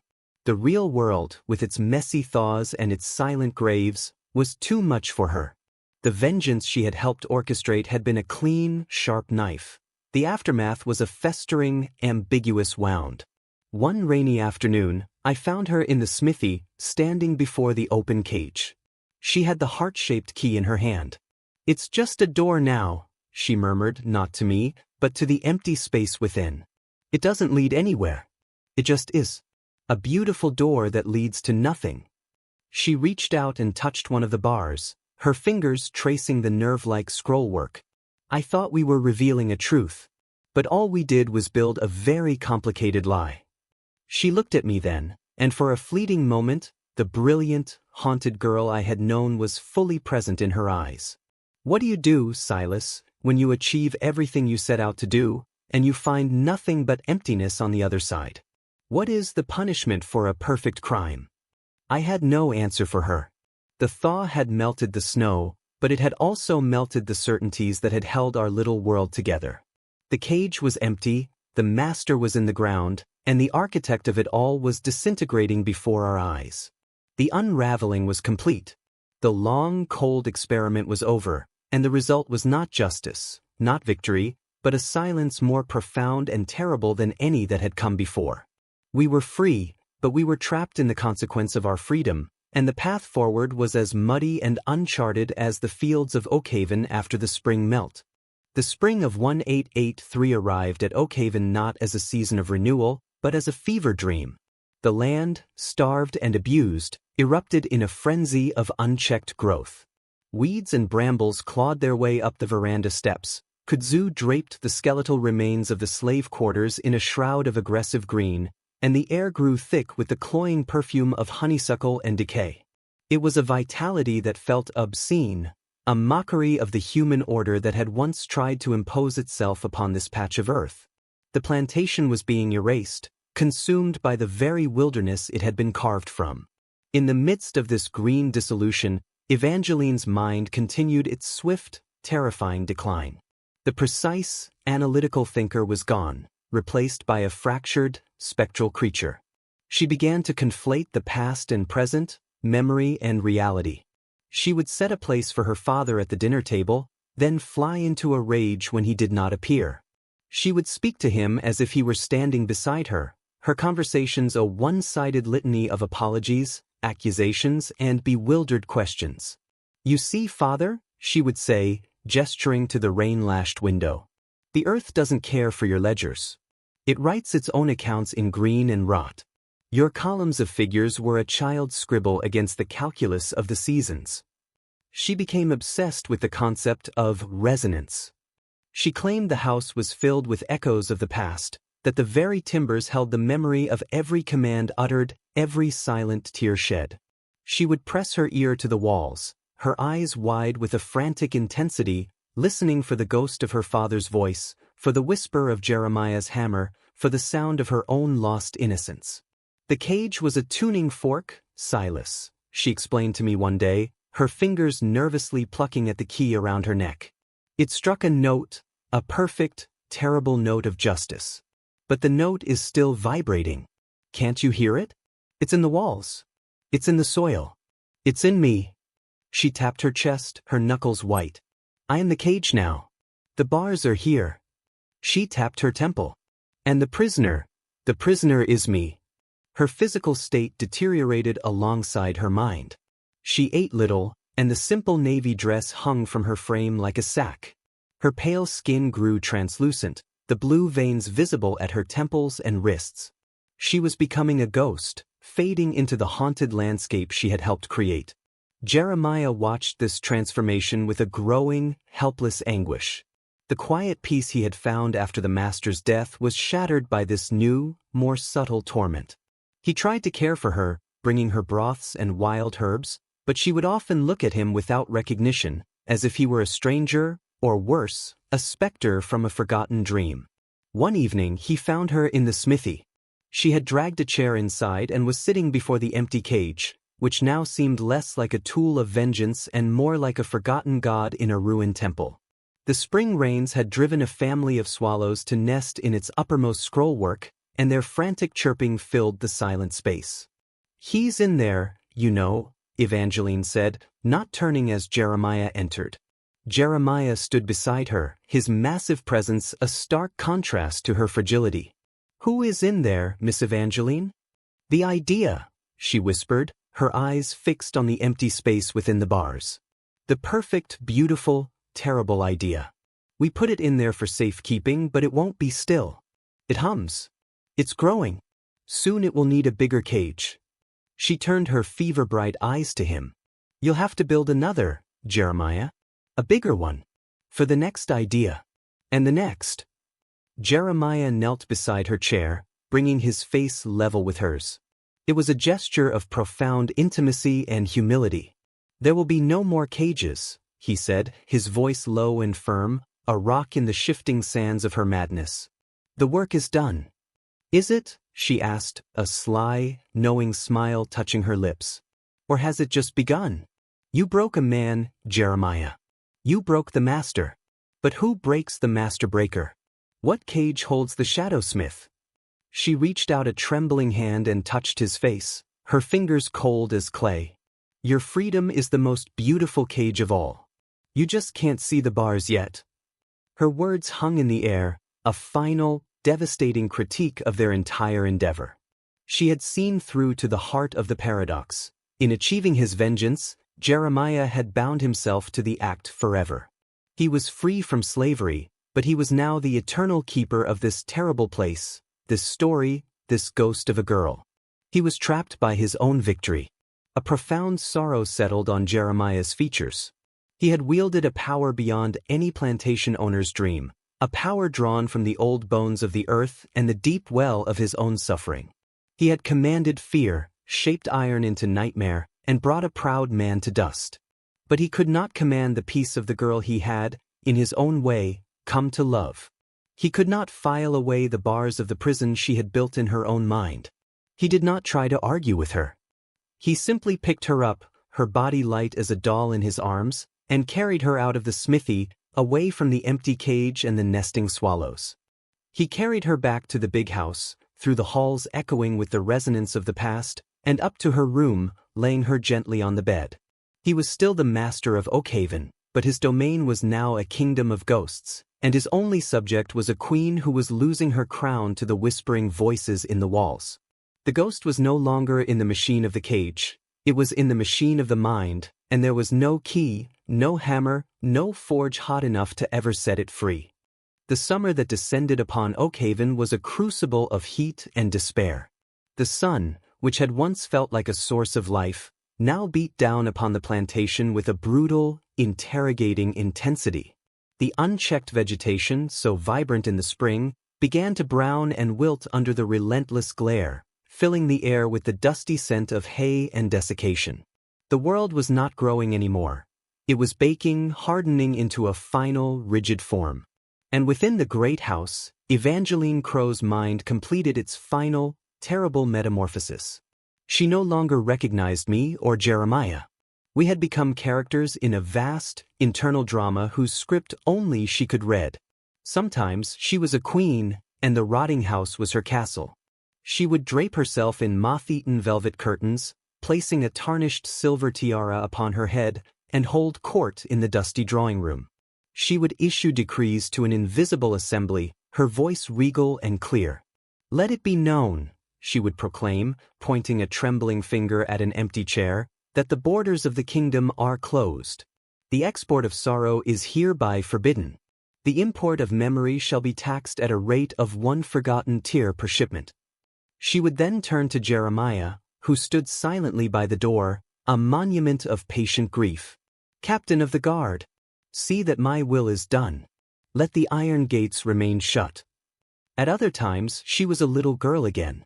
She would curl up in a corner of the library, weeping for a mother she had barely known, calling out for a father who was now a skeleton in the earth. During these episodes, a terrifying clarity would sometimes break through the madness. She would look at Jeremiah, her eyes wide with a child's fear, and whisper, "The bad man is in the walls, Jeremiah. The man who makes the noise. Can you make him stop? Can your hammer make him quiet?" Jeremiah, his heart breaking, would simply shake his head, his own silence now a prison of a different kind. He was no longer the avenging angel or the master craftsman. He had been reduced to a nurse, a guardian, a keeper of the ruins. His strength, once capable of bending iron to his will, was now devoted to the gentle, heartbreaking tasks of spoon-feeding Evangeline, of cleaning her when she forgot herself, of holding her during the violent storms of terror that would sometimes shake her frail body. He tried one last, desperate measure.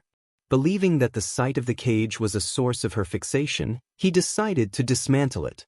For a full day, the sounds of his labor echoed from the smithy, not the creative ring of hammer on anvil, but the destructive grunt of effort, the screech of protesting metal, the final, heavy thud of iron components being piled upon one another. He worked with a furious, sorrowful energy, as if by destroying the instrument of their damnation he could somehow reverse its effects. When the work was done, he led Evangeline, docile and confused, to the smithy. The space was transformed. The cage was gone. Only a heap of twisted, black iron lay in the center of the floor, a dismantled nightmare. "See, Miss Evangeline," he said, his voice soft with hope. "It is gone. The cage is no more." She stared at the pile of metal for a long, silent time. A frown of intense concentration creased her brow. Then she looked at Jeremiah, and her expression was one of pitying condescension. "Oh, Jeremiah," she sighed, as if speaking to a simple child, "you cannot unbuild a thought. You cannot dismantle an idea with a hammer. It's not there." She pointed at the scrap heap. Then she pointed at her own chest. "It's here. You've just made the outside match the inside. It's all scrap now. All of it." Her words extinguished the last flicker of hope in his eyes. She was right. The physical cage was irrelevant. The real cage was the story, the memory, the shared trauma that bound the three of us together in this dying place. It was in the very air we breathed, in the dust that settled on every surface, in the silence that stretched between us. He had taken apart the symbol, but the thing itself remained, more powerful than ever. From that day forward, Evangeline took to carrying a single, twisted piece of the cage, a bar shaped like a thorny nerve, with her everywhere. It was her scepter, her talisman, her only connection to a reality she could still comprehend. She would trace its contours for hours, muttering to herself about resonance and geometry and the perfect, beautiful logic of a locked door. Jeremiah's vigil became absolute. He rarely left her side. He slept on a pallet outside her door. The forge in the smithy grew cold for the first time in over a year, its ashes scattering in the wind that now blew unimpeded through the open doorway. The creative fire in him had been extinguished, replaced by the cold, gray embers of duty and despair. He was the captain of a sunken ship, standing guard over the sole, mad survivor, waiting for a rescue that he knew would never come. The Queen of Oakhaven held court in her crumbling castle, and her keepers stood watch, both of them trapped in a kingdom whose only law was the slow, inexorable drift of a mind into perpetual night. The heat of the summer baked the land, but a deeper, more profound cold had settled in the heart of the house, a chill that no sun could ever hope to warm. The first sign of the outside world intruding upon our sealed kingdom of grief was the distant, unmistakable baying of hounds. It was a sound we had not heard in over a year, a sound of purposeful pursuit that cut through the stagnant, late summer air like a knife. Jeremiah, who had been sitting with a listless Evangeline on the veranda, was on his feet in an instant, his body tense, his eyes narrowed as he scanned the tree line. The sound grew closer, a frantic, musical discord that spoke of men and horses and the relentless logic of the world beyond our hollow. They emerged from the woods a half-hour later, 4 men on horseback, followed by a pack of lean, eager foxhounds. At their head rode a man in his middle years, dressed in the practical but well-made garb of a country gentleman. A tweed coat, stout boots, a wide-brimmed hat against the sun. He reined in his horse at the edge of the overgrown lawn, his expression a mixture of curiosity and profound shock as he took in the scene before him. The collapsing fences, the weed-choked fields, the house with its peeling paint and sagging porch, and the 2 figures, a giant of a black man and a wraith-like white woman, watching him from the shadows of the veranda. I stood in the doorway, my heart hammering a frantic rhythm against my ribs. The spell was broken. The world had found us. The man dismounted, handing his reins to one of his companions. He approached the house with a cautious, deliberate step. "Hello, the house," he called out, his voice carrying the easy authority of one accustomed to being obeyed. Jeremiah moved forward, placing himself between the stranger and Evangeline. He did not speak, but his mere presence was a wall. The man stopped at the bottom of the porch steps, removing his hat. His eyes took in Jeremiah, then drifted past him to Evangeline, who was staring at the newcomers with a blank, uninterested gaze, her twisted iron bar held loosely in her lap. "My name is Captain John Harrington," the man said, addressing himself to Jeremiah, rightly perceiving him as the one in charge. "I'm a neighbor from over the ridge. We've had no word from Oakhaven in more than a season. There were rumors. I felt it my Christian duty to ascertain the situation." His eyes scanned the dilapidated property again. "Where is Master Crowe?" There was a long, heavy silence. The only sound was the panting of the hounds and the hum of insects. "It is just us," Jeremiah said finally, his voice a low rumble that seemed to startle the captain, who had perhaps not expected such a clear, deep tone from a Negro. Harrington's eyes hardened slightly. "Just you? A slave and the sick woman? What has happened here? I demand to speak to Alistair Crowe." Evangeline chose that moment to speak, her voice a dry, rustling sound. "The king is receiving no audiences today," she announced, her eyes fixed on some point in the distant trees. "The kingdom is closed. There is a tax on questions. The price is a memory. Do you have a memory to spare, sir? A happy one? Those are the most valuable." Captain Harrington stared at her, his confusion turning to a dawning horror. He looked from her mad, pale face to the pile of dismantled iron visible through the open door of the smithy, to Jeremiah's impassive, protective stance. The pieces were not adding up to any scenario his rational mind could easily accept. "See here," he said, his voice losing some of its authority, taking on a note of unease. "There are laws. There is order. I cannot in good conscience leave a white woman in this state, in the sole company of a lone Negro. It is not decent. It is not safe." Jeremiah took a single step forward, and though he was on the porch and Harrington was on the ground, he seemed to loom over the captain. "She is safe," Jeremiah said, and the words were not a reassurance, but a statement of absolute, unassailable fact, a verdict handed down from a higher court. You are the one who is not safe here." The air crackled with tension. The men on the horses shifted nervously, their hands drifting towards the rifles in their scabbards. The hounds, sensing the change in atmosphere, fell silent.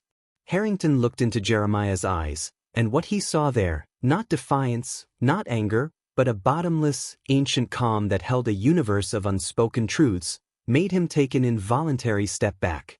He was a man of the world, a veteran of the war between the states, a man who had faced rebel charges and Comanche raids. But he had never faced a presence like this. This was not a slave, this was a force of nature. "Where is Alistair Crowe?" Harrington asked again, his voice now a whisper. Jeremiah did not answer. He simply gestured, a slow, deliberate motion of his head, towards the small rise beyond the garden where the unmarked grave lay. A look of profound revulsion and understanding washed over Captain Harrington's face. The rumors of madness, of strange goings-on, of a plantation that had simply been swallowed by the woods, all converged into this single, terrible moment. He looked at the madwoman on the porch, the silent giant guarding her, and the freshly turned earth on the hill, and his mind recoiled from the story it was being told without words. "God in heaven," he breathed. He backed away, his eyes never leaving Jeremiah. He mounted his horse with a swift, jerky motion. "This is a matter for the sheriff," he said, though his voice lacked conviction. He was a man retreating from a battlefield he did not understand. He wheeled his horse around and spurred it away, his men following close behind, the hounds streaming after them in a silent, chastened pack. The sound of their retreat faded quickly, swallowed by the woods. Silence returned to Oakhaven. But it was a different silence now. It was pregnant with threat, with the promise of a larger, more bureaucratic world that would soon return with questions we could not answer and laws we had long since transgressed. The outsider had come, and he had seen the shadow of our truth. The sanctuary of our nightmare had been violated. Jeremiah turned and looked at me, and in his eyes, I saw the same knowledge that was chilling my own soul. The end was coming.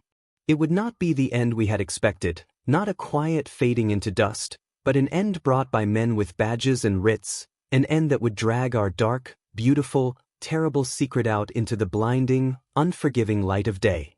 The visit from Captain Harrington hung over Oakhaven like the smell of ozone before a lightning strike. For 3 days we waited, the tension of physical weight in the thick, late summer air. The natural sounds of the plantation, the cicadas, the wind in the high grass, seemed to have stilled in anticipation. Even Evangeline, in her fractured state, sensed the shift. She became more agitated, pacing the veranda with her iron bar, peering into the woods as if expecting an army to emerge from the green shadows. "They are coming for the crown jewels, Silas," she would mutter to me, her eyes wide. "They want to melt them down. They cannot abide a beauty they do not understand."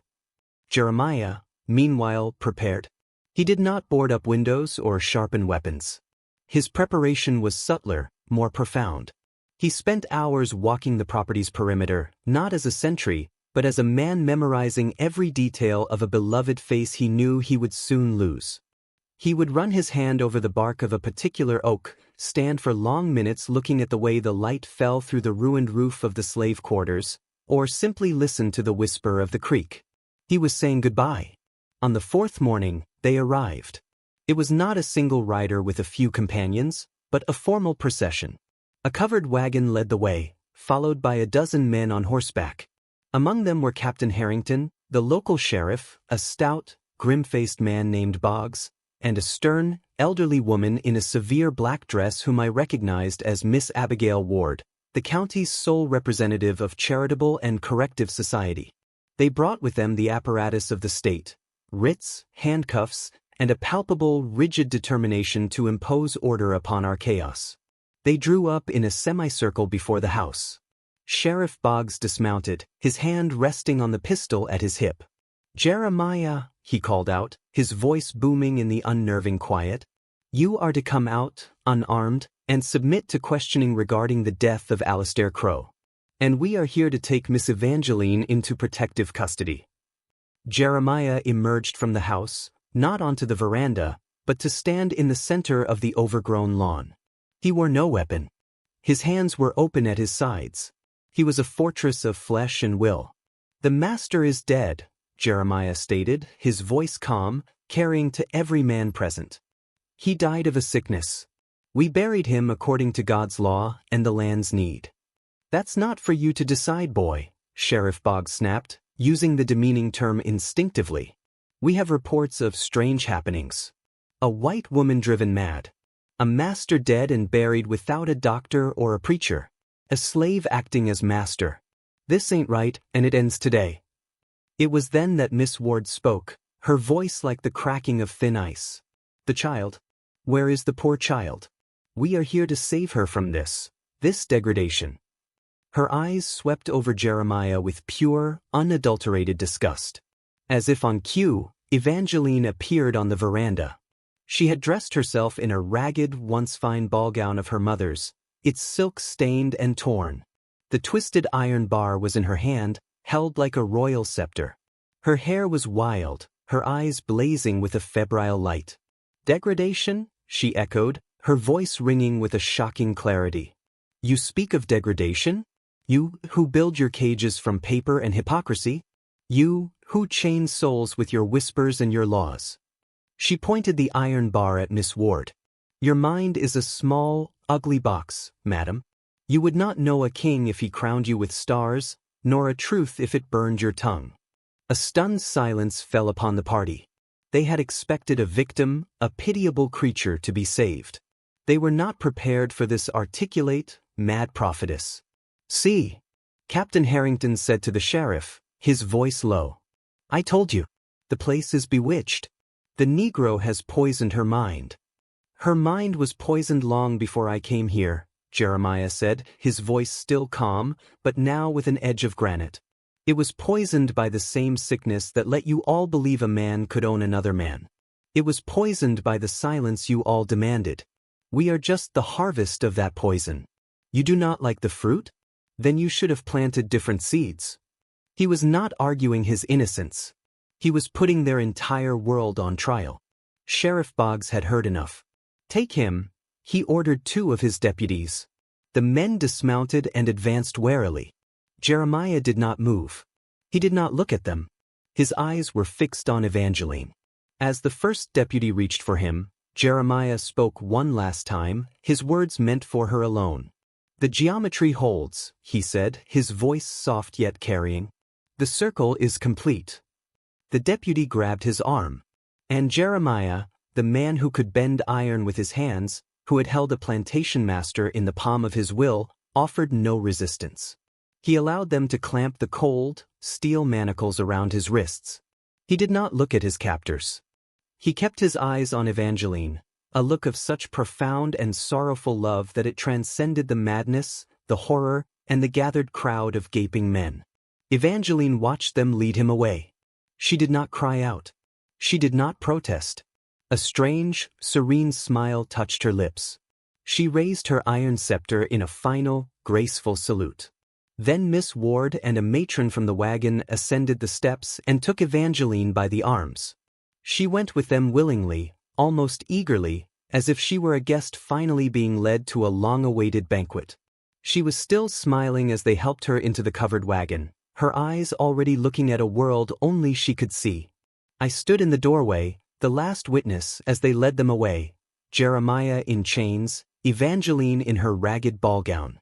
The siege was over. There had been no cannon fire, no dramatic last stand.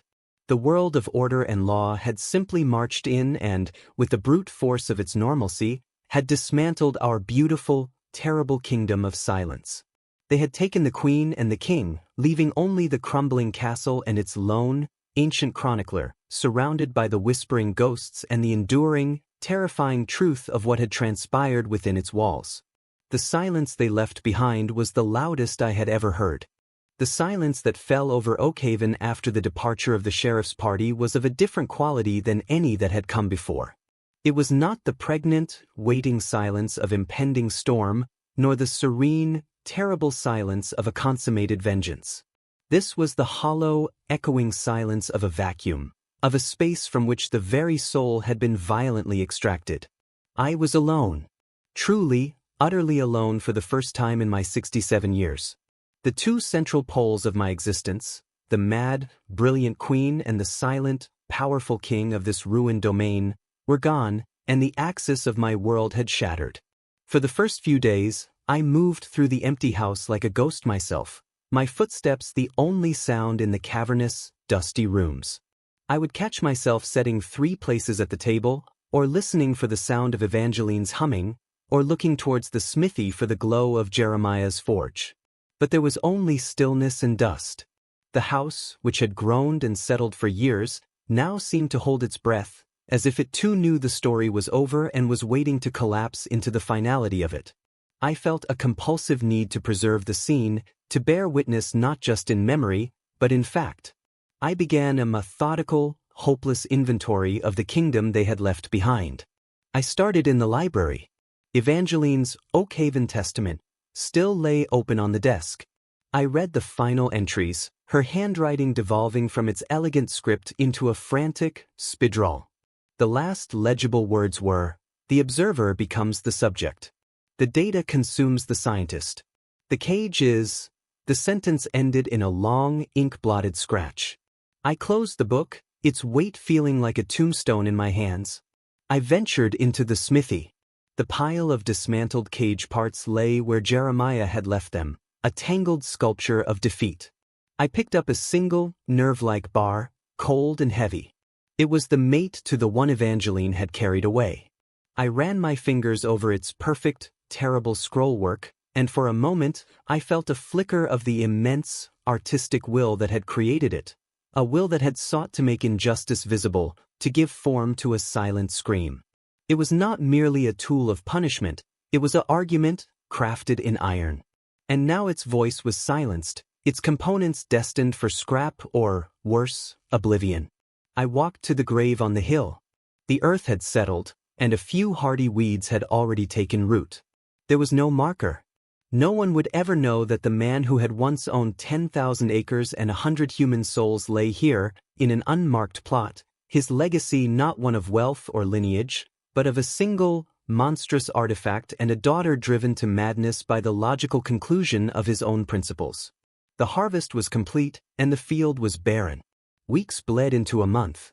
The outside world, having performed its corrective surgery, lost interest. No one returned. Oakhaven was now officially a ghost, a place spoken of in hushed, uncomfortable tones in the nearby town. I became a caretaker of a corpse. I tended the small kitchen garden, drew water from the well, and tried to keep the encroaching wilderness from swallowing the big house completely. It was a futile effort. The kudzu crept closer, the mice nested in the walls, and the sense of decay became a permanent fixture. My own mind began to play tricks on me in the profound isolation. I would hear the phantom ring of Jeremiah's hammer, a single, clear note hanging in the air. I would see a flash of a white dress from the corner of my eye, only to turn and find an empty hallway. One night, I awoke convinced I could hear Evangeline's voice, clear as a bell, reading from one of her books in the library below. I rushed down, my heart pounding, only to find the room dark and empty, the books sitting silently on their shelves, their stories forever unread. I was not being haunted by their ghosts, but by the echoes of their presence. The resonance Evangeline had spoken of was real. The house was a vast, architectural memory, and I was the only one left to listen to its whispered record of love, tyranny, madness, and a terrible, beautiful justice. I took to spending my evenings on the veranda, in the chair Evangeline had favored, looking out over the ruins of the garden. I thought of Jeremiah in a jail cell, his immense stillness confined within stone walls far smaller than any he had built. I thought of Evangeline in some sterile asylum, her brilliant, shattered mind being treated by men who would see her as a case of female hysteria, never understanding the sublime and horrifying logic of the world she had inhabited. They had been right and the world had been wrong. But the world, with its blunt instruments and its unyielding laws, had won. It had taken their bodies and declared their truth a madness, their justice a crime. One evening, as the fireflies began their dance over the fallow fields, I made a decision. I could not stay here, a relic in a museum of dust and memory. I would go into town. I would find out what had become of them. I would bear witness to the final chapter, no matter how painful. The empty kingdom had nothing left to give me but echoes, and I was tired of listening to the ghosts. It was time to confront the living world that had swallowed them whole. The chronicle was not yet complete. The story of Oakhaven, I knew, would not be over until I knew the fate of its queen and its fallen king. I rose from my chair, the old wood groaning in protest, and prepared to leave the only home I had ever known, stepping out from the sanctuary of shadows and into the harsh, judgmental light of day. The walk into the town of Cedar Fork, a journey of some 5 miles I had not made in over 2 years, felt like a passage into a foreign and hostile country. The world outside Oakhaven's hollow was jarringly, painfully normal. The road, though rutted and dusty, was well-traveled. I passed farms where corn stood tall in neat, prosperous rows, where children played in yards free of choking vines, and where the sounds of industry, the sawing of wood, the clang of a blacksmith's hammer that was just a hammer, were sounds of commerce, not of grim creation. The sun, which at Oakhaven seemed to beat down with a judgmental eye, here felt merely warm and life-giving. The sheer, brutal normalcy of it all was an assault on my senses, a denial of the profound and terrible reality I had just left behind. Reaching the outskirts of Cedar Fork, the feeling of dislocation intensified. The town was bustling, a small hive of post-war Southern enterprise. Men in broadcloth suits and planters' hats conversed on wooden boardwalks, their voices loud and confident. Women in crisp, bright calico went about their shopping. The air smelled of horses, fresh-baked bread, and coal smoke. It was a world of simple, unexamined certainties, a world that had clearly decided that the tragedy at Oakhaven was an aberration, a bizarre and unfortunate incident to be tidied away and forgotten. I, in my worn, outdated clothing, my face etched with a grief these people could never comprehend, felt like a ghost from a forgotten war walking among the victors. My first destination was the county jail, a squat, brick building at the end of the main street. The deputy at the desk, a young man with a wispy mustache, looked up with bored indifference as I entered. "I am here to see Jeremiah," I said, my voice sounding rough and unused in the clean, official space. The deputy's eyes narrowed. "The nigger from the Crowe place? Ain't no visitors for him. Sheriff's orders." Is he well?" I asked, a desperate, foolish question. The deputy snorted. "He's alive, if that's what you mean. Don't say a word. Just sits there in his cell, staring at the wall like he's waiting for a train. Gives me the creeps." He leaned forward, a spark of morbid curiosity in his eyes. "You were out there, old man. What in God's name really happened? They say he killed old man Crowe and drove the daughter clean out of her head. They say he had some kind of devil's forge out there." I looked at this young man, with his simple mind and his appetite for a sensational story, and felt a wave of utter hopelessness. How could I possibly explain the terrible, nuanced truth? How could I describe the geometry of vengeance, the beauty of the cage, the shared madness that was as much Evangeline's creation as Jeremiah's? To him, it would only be the ravings of another madman. "He was the blacksmith," I said simply, and turned to leave, the deputy's disappointed scowl burning into my back. I had learned nothing, and yet I had learned everything. Jeremiah was here, in this sterile box, his vast spirit caged by a system that could only understand his actions as a simple crime. He was being erased, his story simplified into a headline for the local gazette: "Brutal slave murders master, drives daughter to madness." My next, more daunting task was to inquire after Evangeline. I went to the post office, the center of all local information. The postmaster, a Mr. Dillard, knew me from the old days when I would collect the master's mail. "Silas Whitlock," he said, peering at me over his spectacles. "Heard you were still out there. A shame what happened. A damned shame." He lowered his voice. "They took the Crowe girl to the state asylum for the insane over in Milledgeville, Georgia. Left on the train a week ago." Milledgeville. The name was a death knell. It was a place from which few returned, a vast, overcrowded warehouse for broken minds, where the treatments were rumored to be as brutal as the diseases. Was anyone with her? I asked, my throat tight. That ward woman from the charitable society, Dillard said, shaking his head. Said it was a mercy. Said the poor child needed to be protected from further influences. He didn't need to specify what those influences were. The story had been set. Jeremiah was the corrupting demon, and Evangeline his helpless victim. As I stood there, numb with grief, I became aware of the conversations around me. Snippets of talk from a group of men gathered near the stove. Never could trust a big nigger like that. Too much thinking in his eyes. Alistair Crowe was a fool. Too soft by half. Let that daughter of his run wild with books and nonsense. Heard they found some kind of pagan idol out there, made of iron. Devil worship, plain and simple. The girl's better off. She'll get proper care now. Forget all that unpleasantness. I listened, and a cold fury began to burn through my despair. They were not just simplifying the story, they were inventing a new one, a palatable one that reinforced their own prejudices and fears. In their version, there was no complex tragedy, no exploration of the corrupting nature of power, no terrible, beautiful justice. There was only a monstrous Negro and a helpless white woman, a narrative as old and as ugly as the South itself. They were building their own cage around the truth, a cage of lies and willful ignorance, and they were locking the door with the key of their own certainty. I walked out of the post office and stood on the boardwalk, the bright sun feeling cold on my skin. I had come seeking answers, and I had found them. The world of men had processed the horror of Oakhaven, filed it away in its simple, brutal categories, and moved on.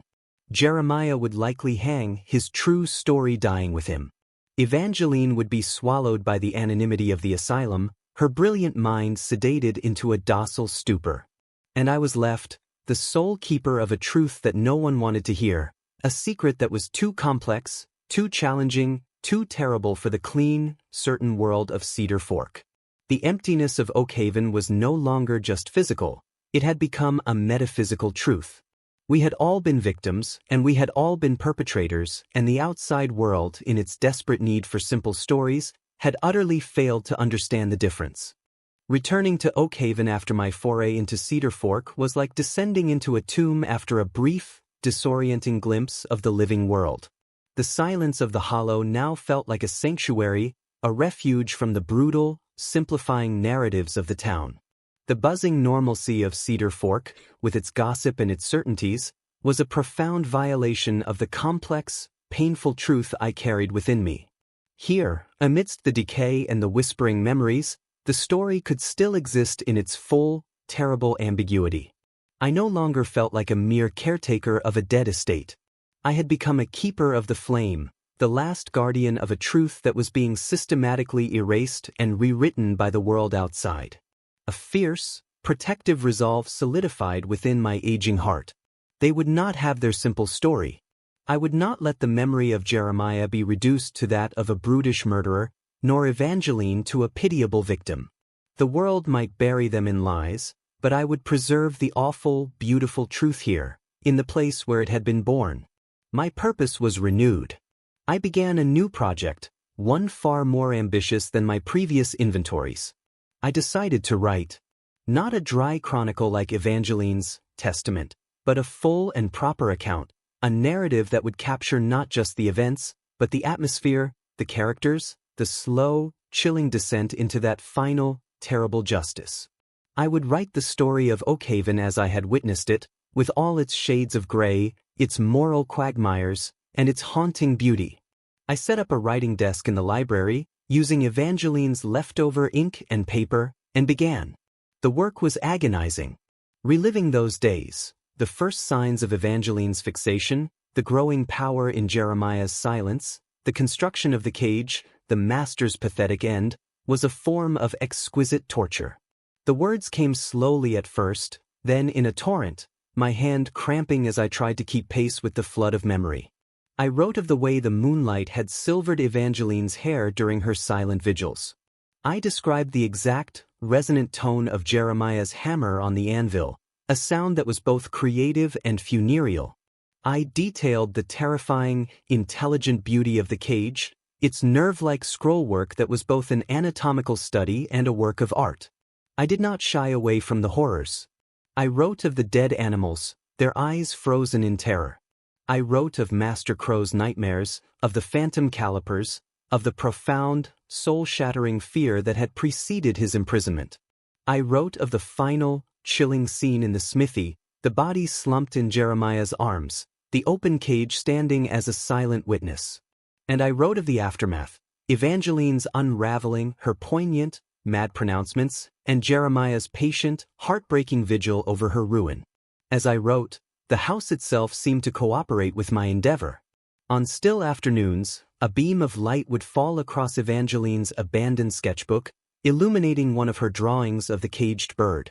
A gust of wind would sigh through a broken pane, sounding like her whispered questions about resonance and geometry. The emptiness was no longer oppressive, it was participatory. I was not alone in my task. The ghosts of Oakhaven were my collaborators, ensuring their story was told correctly. Weeks turned into months. The autumn of 1883 arrived, painting the woods around the hollow in fiery hues, a final, glorious blaze before the death of winter. My narrative grew, page by painstaking page. I wrote of my trip to town, of the deputy's callous words, of the postmaster's grim news, and of the townsfolk's willful misinterpretations. I contrasted their simple, ugly story with the complex, tragic one I was setting down. I knew this document could never be published. It would be dismissed as the ravings of a lonely, addled old man, or worse, destroyed for the uncomfortable truths it laid bare about the nature of power, vengeance, and the corrupting influence of absolute control. But that did not matter. The act of writing was itself the act of preservation. As long as these words existed, the true story of Oakhaven existed. It was a fortress I was building against the tide of forgetting, a bulwark of truth against an ocean of lies. One evening, as I was writing about the day the cage was finally dismantled, I had a realization. The pile of iron in the smithy was not just scrap. It was evidence. It was the physical proof of Jeremiah's genius and his torment, the central artifact of our entire story. I could not leave it there to rust away or be discovered by some future treasure hunter who would melt it down for horseshoes. Setting down my quill, I took a lantern and walked to the smithy. The pile of metal lay as it had for months, a dark, tangled mound. I selected a single piece, a section of the cage's ribcage door, about 2 feet long, exquisitely forged. I carried it back to the library and placed it on the desk beside my growing manuscript. It was cold and heavy, a solid piece of our history. From that day on, the piece of the cage lay next to me as I wrote. It was my paperweight, my muse, my relic. Its presence grounded me in the reality of the events I was describing. Sometimes, my hand would brush against it as I reached for more paper, and a jolt would go through me, a visceral connection to Jeremiah's terrible, creative fire and to the man who had spent his final days encased within its design. I was an old man and my time was short, but I had found my final, most important purpose. I would write until my hand could no longer hold the quill, until my eyes could no longer see the page. I would fill this ledger with the unvarnished truth of the boy who loved a girl, the girl who loved an idea, and the idea that became a cage that ultimately imprisoned them all. The world outside could keep its simple stories. I would keep the complex, terrible, and true one. I was the keeper of the flame, and I would tend it until the last ember of my life flickered and died. The winter of 1883 to 84 was the most severe I had ever known, a final, brutal assault on the dying remains of Oakhaven. It began with a blizzard that roared down from the Cumberland Plateau, dumping snow so deep it buried the first-floor windows and sealed the doors. The wind screamed around the house with a voice of pure malice, tearing loose the last of the rotting shutters and hurling them into the whiteness. The cold was an invasive presence, a crystalline demon that seeped through the walls and settled in my bones, a constant, aching companion to my solitude. I was prepared, but only just. In the autumn, I had moved my world into the library. It was the most defensible room, its books providing some small insulation against the cold. I had dragged in my mattress, stacked firewood high along one wall, and stored my meager provisions, dried beans, a sack of meal, a few jars of preserves, in a cabinet. My writing desk, with its precious manuscript and the piece of the cage, became the heart of this small, frozen kingdom.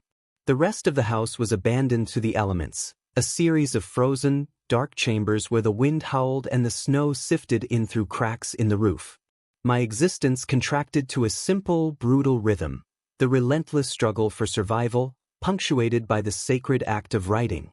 Each morning, I would chip ice from the inside of the windows and light the fireplace, huddling over the feeble flames until feeling returned to my stiff, blue-tinged fingers.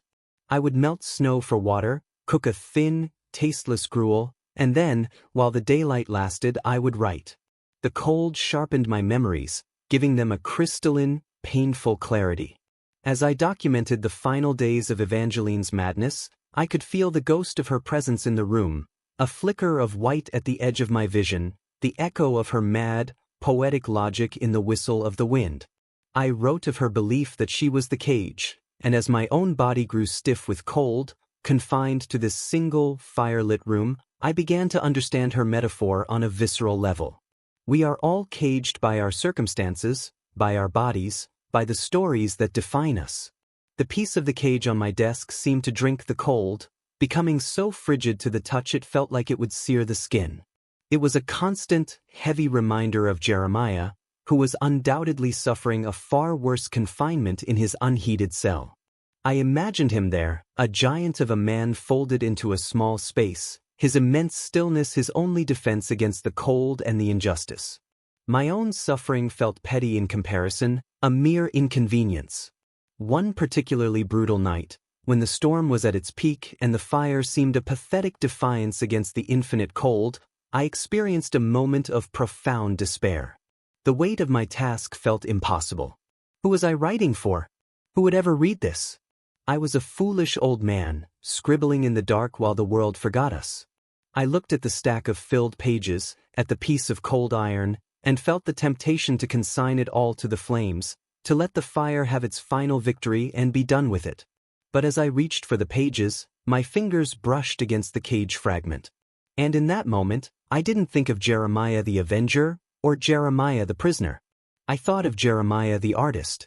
I saw him at his forge, his face illuminated by the hellish glow, his powerful hands shaping the terrible, beautiful truth of his suffering into a form that could be seen and understood.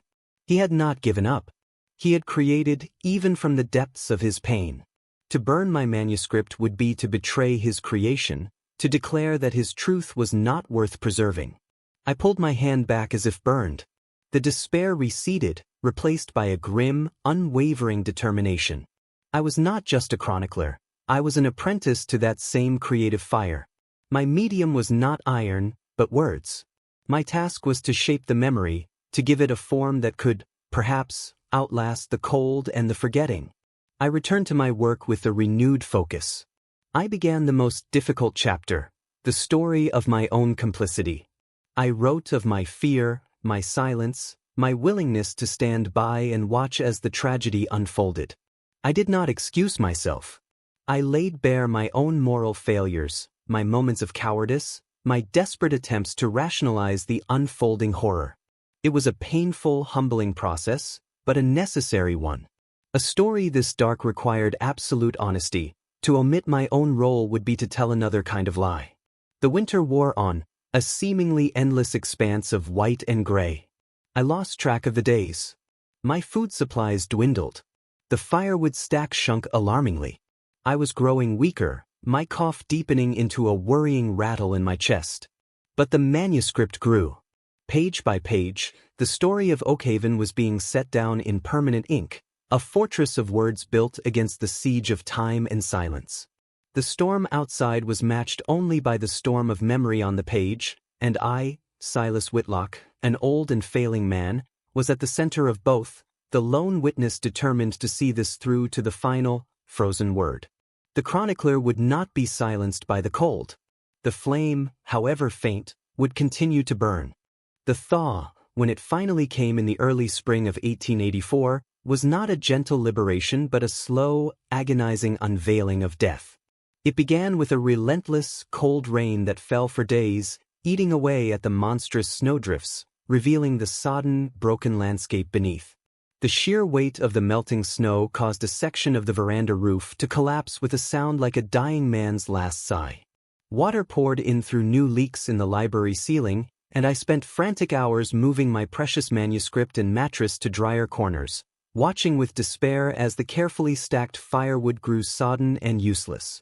The world was not being reborn, it was dissolving into a cold, wet grave. My own body was failing in concert with the house. The deep, rattling cough that had taken root in my chest over the winter had worsened, leaving me weak and breathless after the slightest exertion. A fever came and went, painting my dreams with phantoms of fire and iron. I knew, with the cold certainty of a man who has outlived his time, that I would not see another summer. This knowledge did not bring fear, but a frantic urgency. The manuscript was not yet complete. I had reached the final chapters. The arrival of the sheriff, the tearing away of Jeremiah and Evangeline, my own doomed pilgrimage into Cedar Fork. I had to finish. I worked now by the gray, watery light that filtered through the streaked windows, my hand trembling so violently that my script, once neat and precise, became a spidery, desperate scrawl. The words were a race against my own fading strength. I wrote of the deputy's callousness, of the postmaster's grim news, of the townsfolk's willful ignorance. I poured onto the page all the bitter fury and profound sorrow I felt at the world's brutal simplification of our complex tragedy. One afternoon, as I was struggling to describe the sight of Evangeline being led away in her ragged ball gown, a fit of coughing seized me so violently that I saw spots dancing before my eyes. I slumped over the desk, gasping for air, my forehead resting against the cool, rough pages of the manuscript. The scent of ink and old paper filled my nostrils, and for a moment I was back in the quiet of the library before the fall, with Evangeline reading and the distant, rhythmic hammering from the smithy a comforting, mundane sound.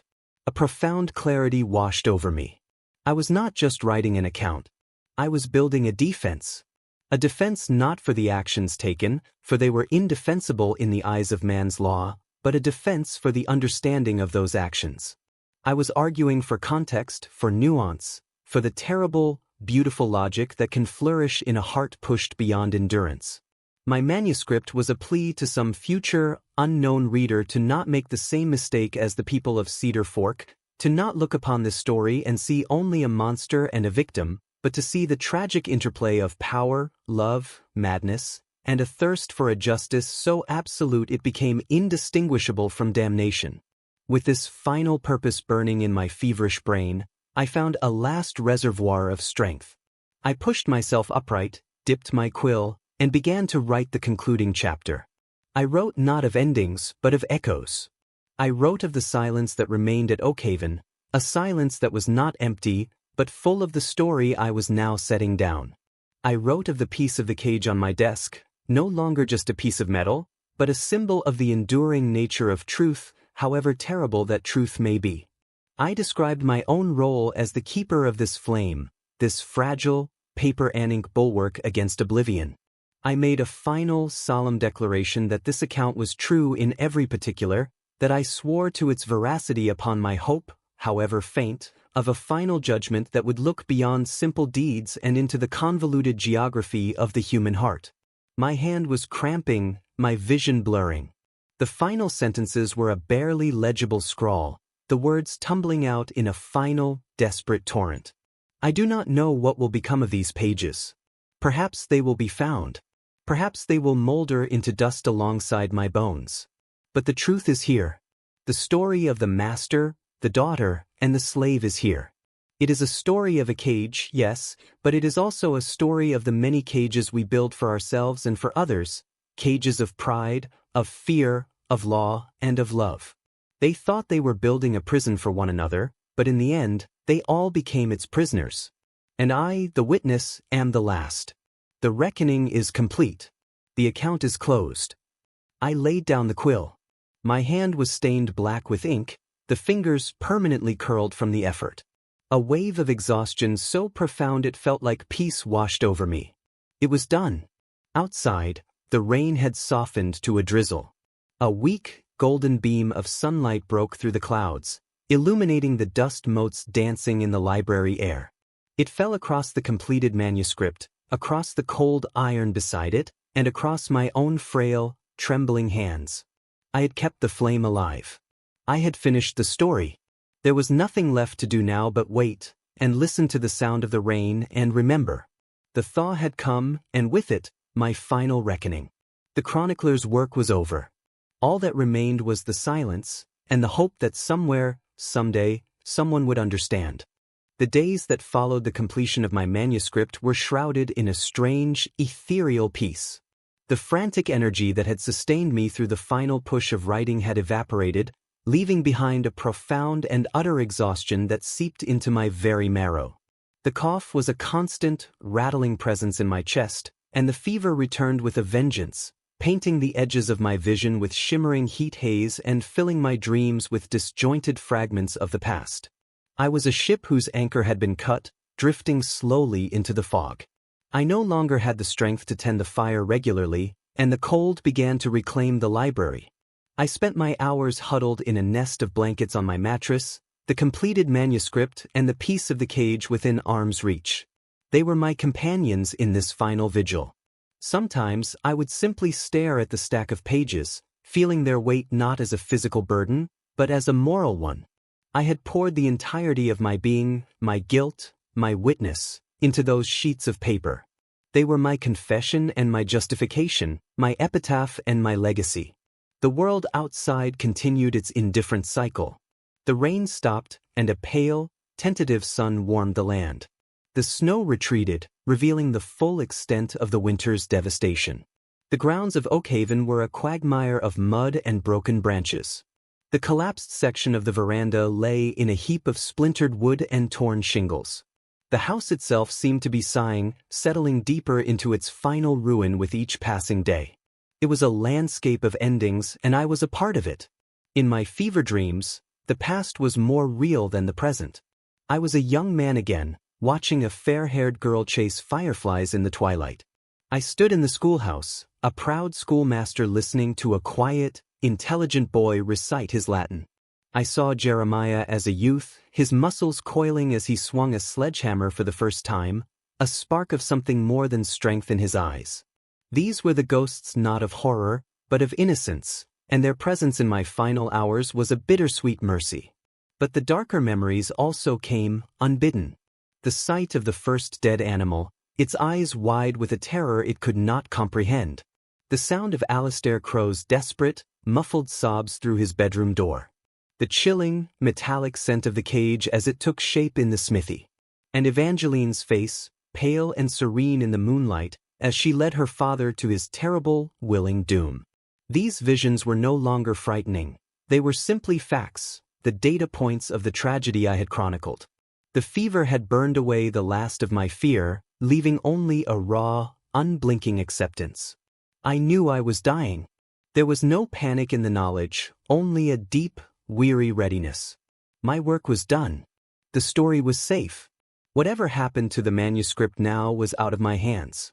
Perhaps a future storm would bring down the library roof, burying it in rot and rubble. Perhaps, decades hence, some hunter or explorer would stumble upon this place and find the pages, their meaning a cryptic puzzle from a forgotten time. Or perhaps, by some miracle, someone who understood would find it. One afternoon, I used the last of my strength to drag myself to the window. The world outside was a riot of nascent green.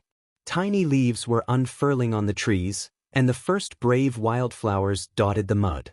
Life was stubbornly, indifferently, pushing through the decay. It was a sight that would have filled me with hope once. Now, it only reinforced the totality of my own ending. I was a winter thing, and the spring had no place for me. I made my way back to my mattress, my breath coming in short, painful gasps. I lay down and pulled the blankets over my shivering body. My eyes fell upon the piece of the cage. In the dim light, its intricate scrollwork seemed to move, the nerve-like patterns writhing with a final, phantom energy. I reached out a trembling hand and laid my fingers upon it. The iron was cold, but it was a familiar cold, a cold I had lived with for so long it felt like a part of me. And in that final, lucid moment, I understood Evangeline completely. The cage was not just a physical object, Nor was it merely a symbol. It was a truth. A hard, cold, unyielding truth about the nature of power and the price of silence. We had all been shaped by it, bent and twisted by its terrible geometry. Jeremiah had forged it, Alistair had been broken by it, Evangeline had been mesmerized by it, and I had been a witness to it. We were all, in the end, components of its awful design. A final, racking cough seized me. When it subsided, I felt a strange calm. The sounds of the house faded away, the drip of water, the sigh of the wind. The world narrowed to the feel of the cold iron beneath my fingers and the weight of the manuscript beside me. I closed my eyes. There were no more dreams, no more memories. There was only the silence, the deep, profound silence of Oakhaven, a silence I had fought so hard to fill with words. And now, as I drifted into it, I realized it was not empty. It was full. It was full of the story. It was complete. The last keeper of the flame was gone. But the story remained. The body of Silas Whitlock lay undisturbed in the library of Oakhaven for what might have been weeks, or even months. Time had lost all meaning within those walls. The spring deepened, and the summer heat began to build, but the library remained a cool, dark tomb, its silence broken only by the scuttling of insects and the occasional rustle of a field mouse nesting in the stacks. The manuscript lay beside his skeletal hand, the pages slowly curling at the edges with the damp. The piece of the cage rested nearby, a silent sentinel keeping watch over the final testament of the dead. It was the smell that finally brought an intruder. A traveling tinker named Jacob Miller, a man known for his willingness to venture into places others avoided in search of scrap metal and salvage, caught the faint, sweetish odor of decay on the wind as he passed the mouth of the hollow. Curiosity, and the hope of finding abandoned tools or copper piping, overcame his superstitious caution. He pushed his way through the thick overgrowth that now completely choked the entrance drive, his cart left on the main road. What he found both thrilled and horrified him. The Grand Plantation house of local legend was a collapsing ruin, a palace of decay. But it was the sight in the library that truly stunned him. The skeleton in the nest of rags, the towering stack of handwritten pages, and the exquisitely wrought, strangely organic-looking piece of iron. He was a simple, illiterate man, but he recognized the value of metal and the strange power of the scene. He carefully wrapped the iron bar in a cloth and stowed it in his pack. He glanced at the manuscript, its pages filled with a frantic, spidery script. It was worthless to him, but some instinct, perhaps the same one that made him pocket the iron, stopped him from leaving it to rot. He gathered up the pages, stacking them as neatly as he could, and carried them out of the tomb-like silence of the library. Jacob Miller's discovery became the talk of the county for a brief, sensational period. The iron bar, which he sold to a blacksmith in a neighboring town, was remarked upon for its strange, beautiful workmanship, so different from the utilitarian objects typically produced.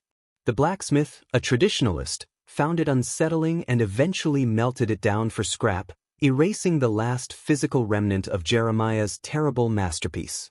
The manuscript, however, had a different fate. Miller, unable to read it but sensing it held the key to the mystery of Oakhaven, sold the bundle of pages to the local printer and bookseller, a man named Arthur Phelps.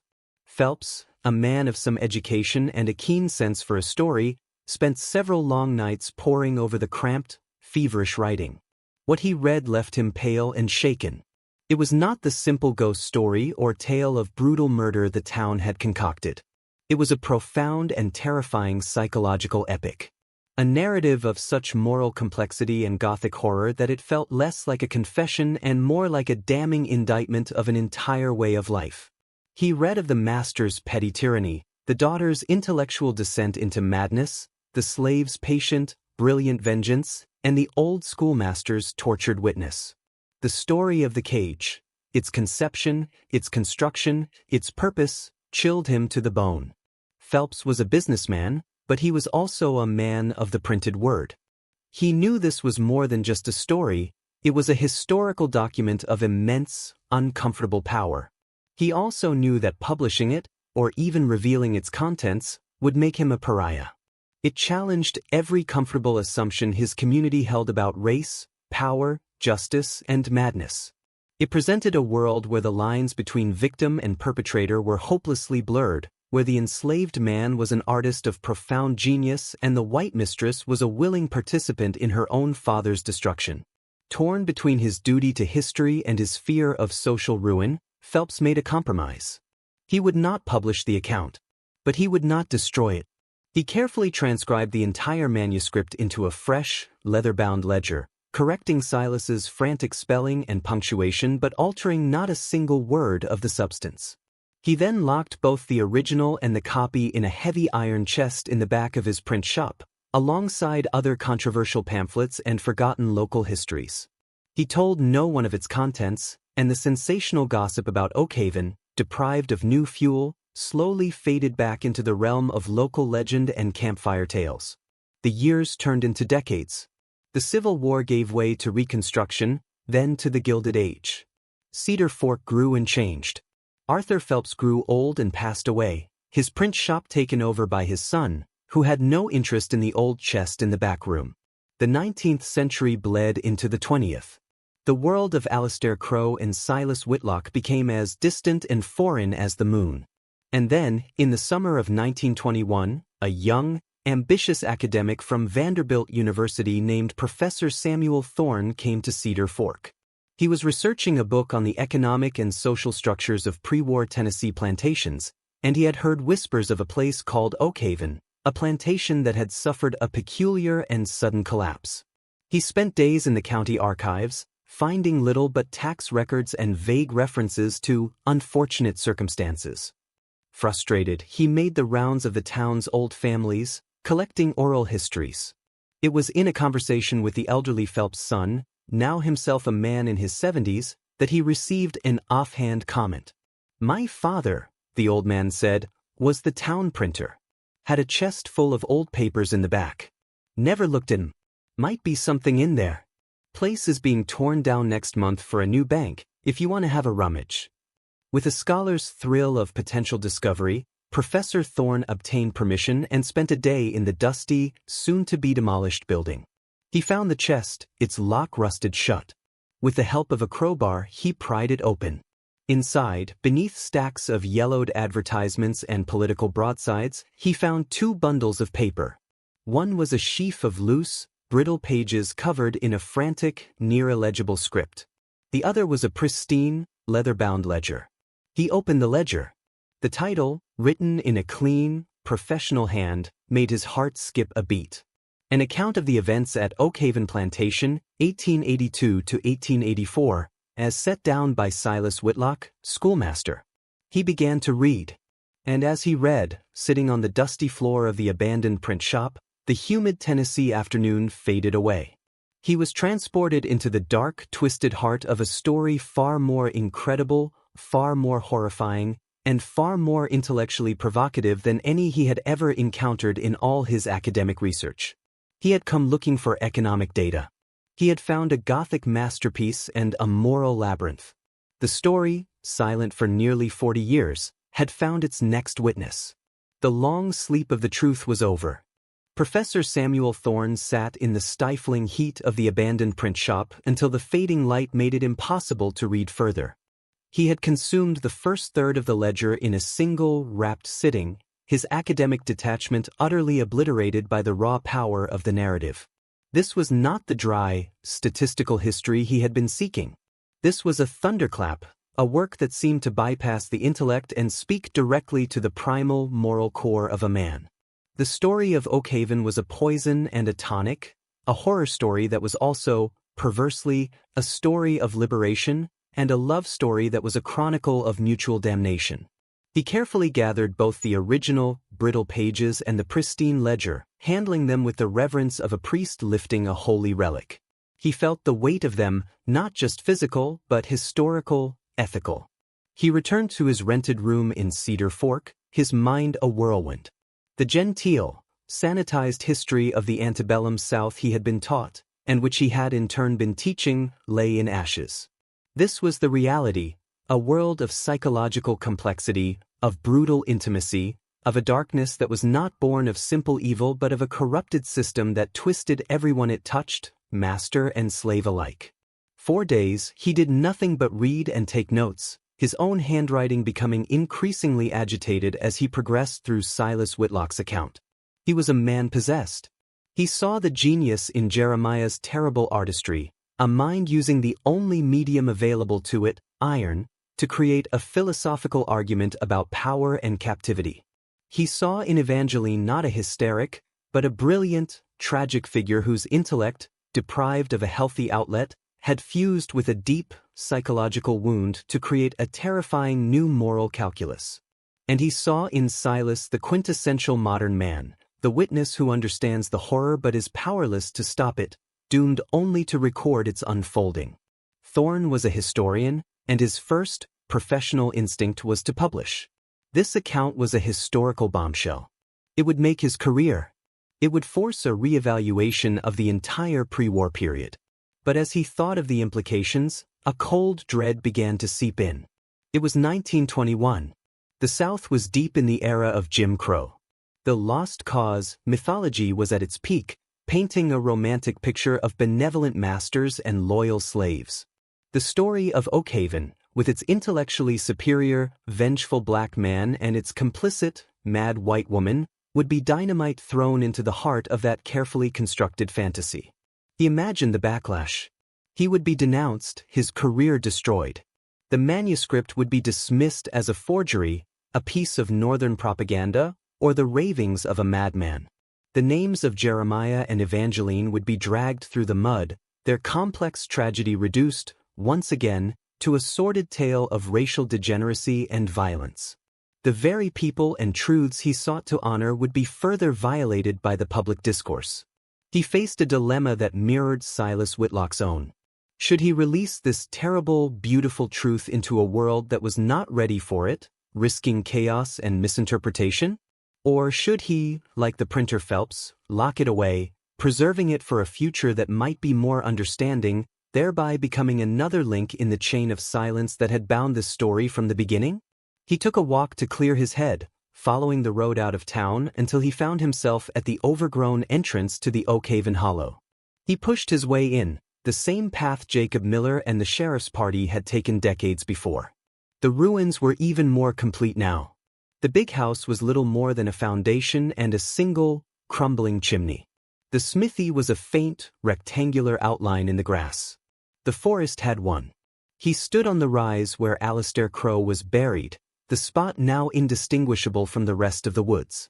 And in that place of absolute quiet and dissolution, he made his decision. Silas Whitlock had chosen testimony over comfort. He had chosen the hard truth over the easy lie. To hide this story now would be a betrayal of Silas's final, desperate act of faith.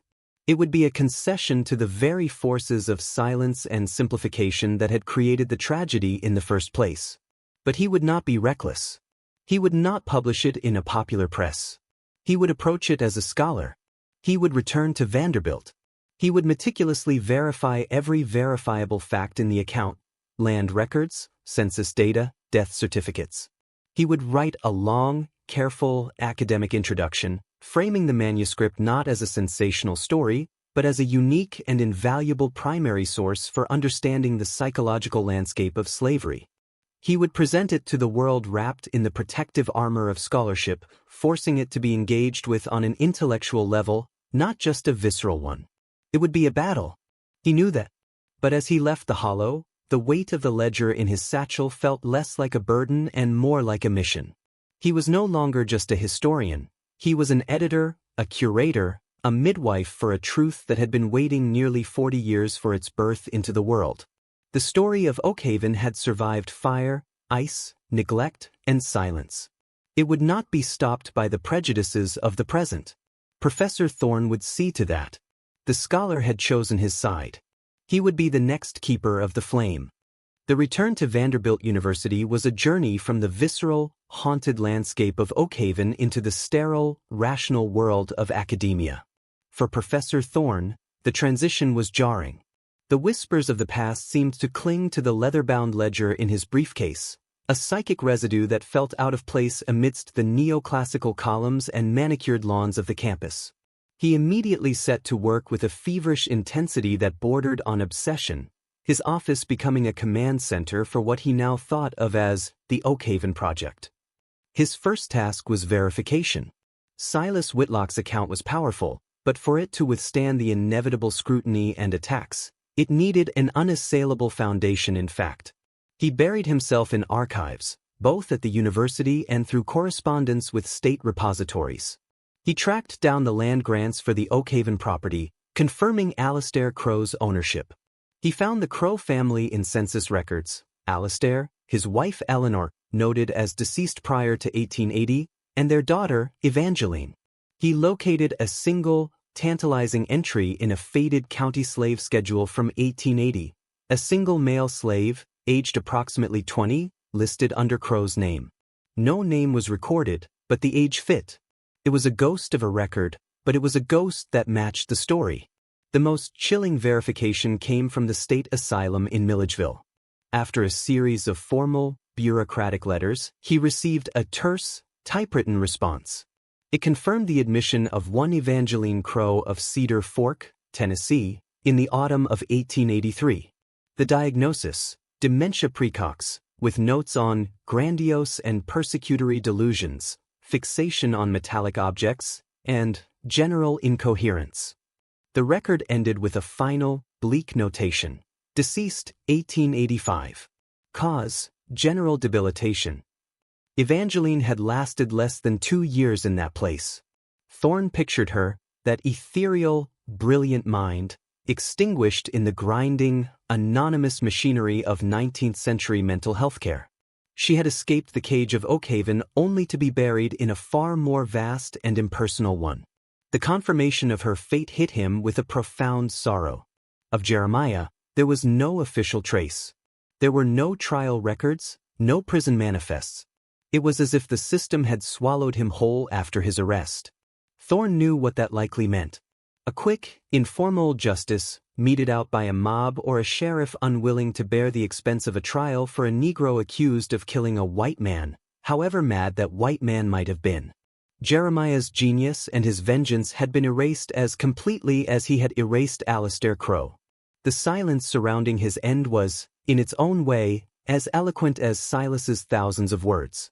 Armed with this corroborating evidence, Thorne began the real work, writing the introductory essay and preparing the manuscript for publication. He decided to transcribe the entire ledger himself, creating a clean, typeset version for the printer while retaining Phelps's copy as a master. He worked late into the nights, the clack of his typewriter a modern counterpoint to the scratch of Silas's quill. As he typed, he wasn't just copying words, he was reliving the story, his own psyche becoming a vessel for the old schoolmaster's trauma and insight. He titled the work simply, Oakhaven, a Plantation Testament. His introduction was a masterpiece of careful scholarship and bold argument. He presented the manuscript as a unique window into the domestic and psychological realities of the slaveholding South, avoiding sensationalist language. He painstakingly laid out the verified facts of the case before a reader ever encountered Silas's narrative, establishing its credibility. He framed Jeremiah not as a monster, but as a profoundly wronged artisan whose response, while extreme, represents a terrifying logical conclusion to the dehumanization he endured.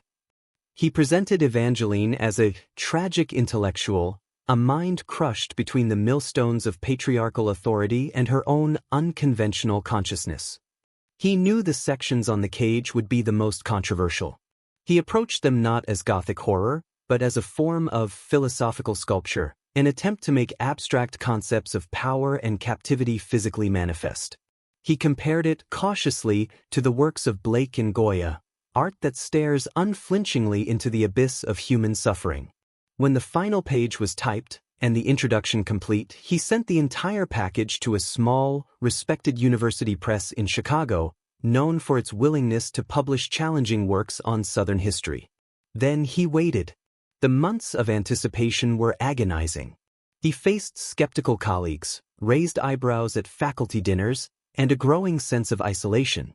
The unquiet past he had unleashed was beginning to stir in his own present. The response from the press, when it came, was a mixed and portentous thing. The head editor, a man named Dr. Bennett, wrote a long, thoughtful letter. He acknowledged the power and importance of the work, calling it a staggering achievement of historical recovery. But his praise was laced with deep concern. He warned Thorne of the firestorm it would provoke.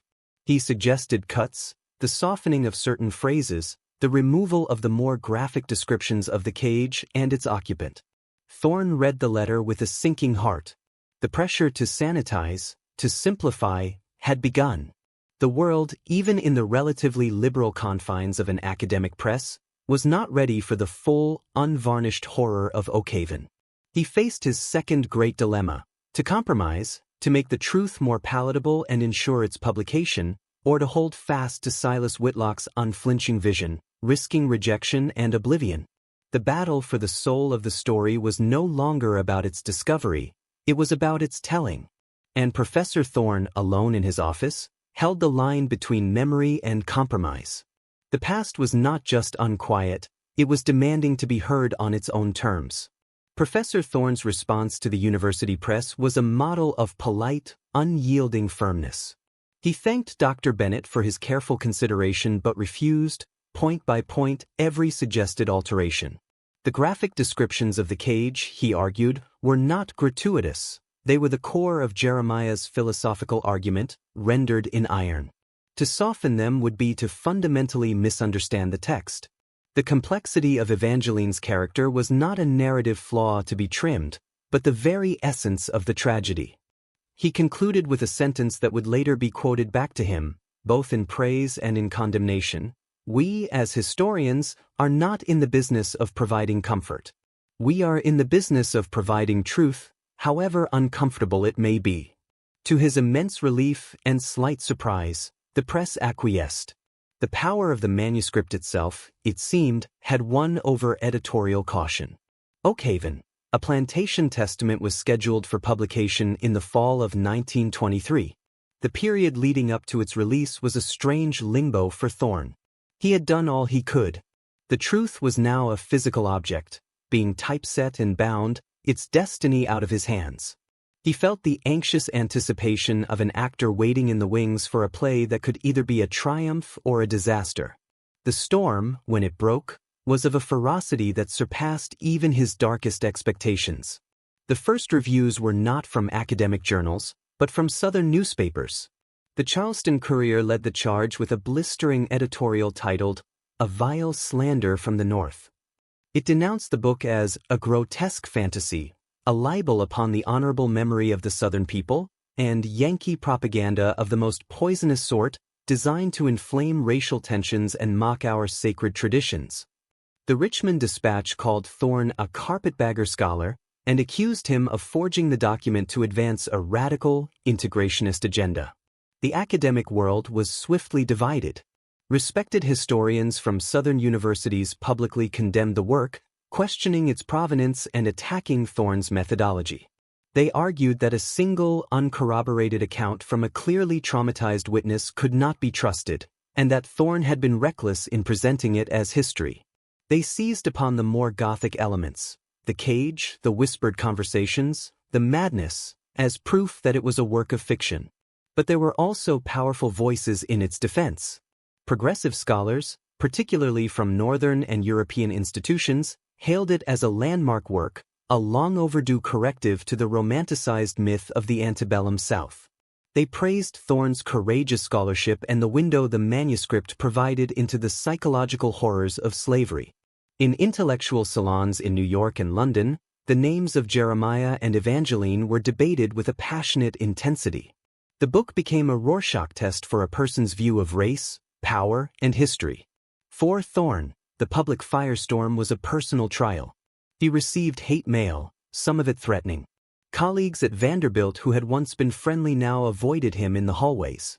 The university administration, while stopping short of censuring him, made it clear they were deeply uncomfortable with the notoriety he had brought upon the institution.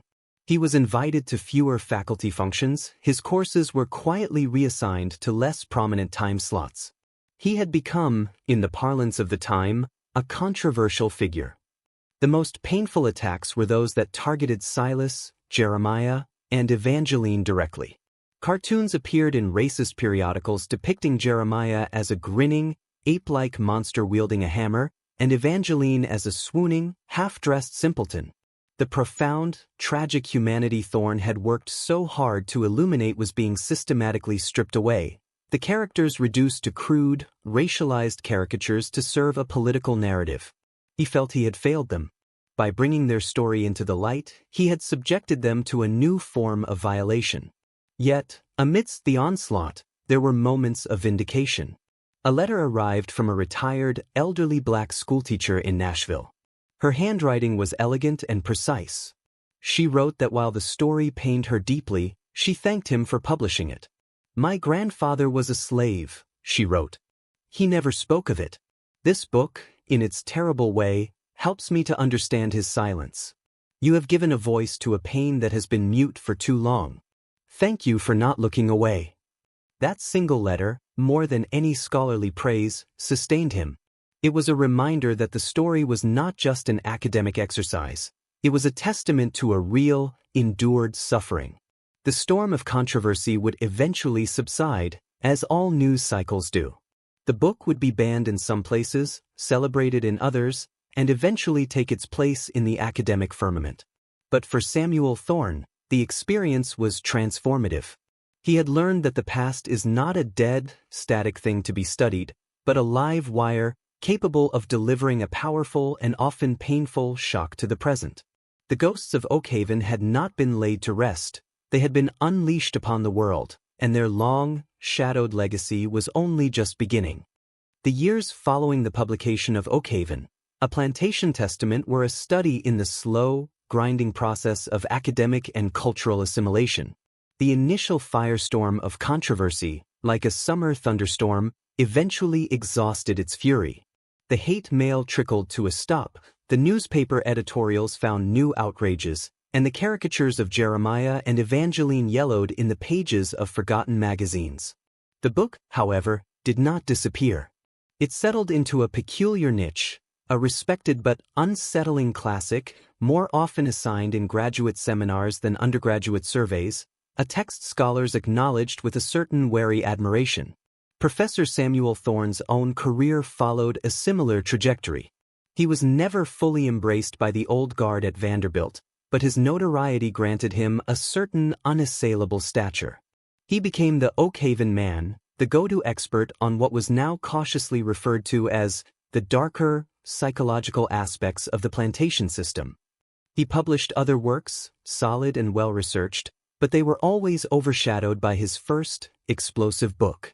He had become defined by the single, terrible story he had unearthed, a fate he accepted with a mixture of pride and resignation. In the late 1920s, he received a grant to travel to Europe, a common respite for American academics. In the quiet reading rooms of the British Museum and the Bibliothèque Nationale de France, far from the charged atmosphere of the American South, he found a new perspective on his work. European scholars, unburdened by the same raw, national trauma, approached Oakhaven not as a political tract, but as a profound work of existential literature. They compared Jeremiah to the heroes of Greek tragedy, a man whose pursuit of a terrible justice destroys him. They saw in Evangeline a pre-modernist sensibility, a mind deconstructing reality before the concept truly existed. This detached, philosophical appreciation was a balm to Thorne's spirit, but it also felt strangely bloodless. They admired the story as a beautiful, intricate clock. They did not feel the weight of its ticking. He returned to Tennessee in 1930, a changed man in a changing world. The Jazz Age was giving way to the Great Depression, and the specific, Gothic horrors of Oakhaven seemed to belong to a more distant, almost antique past. The new struggles were economic, national, immediate. On a visit to Cedar Fork, he found the town much altered. The old print shop was long gone, replaced by a gas station. Few people remembered the Crowe family, and those who did spoke of them only as figures of local legend, their story simplified into a vague tale of that haunted place out by the creek. Driven by a final, personal need for closure, Thorne made one last pilgrimage to the Hollow. The journey was harder now. He was older, and the paths had completely vanished.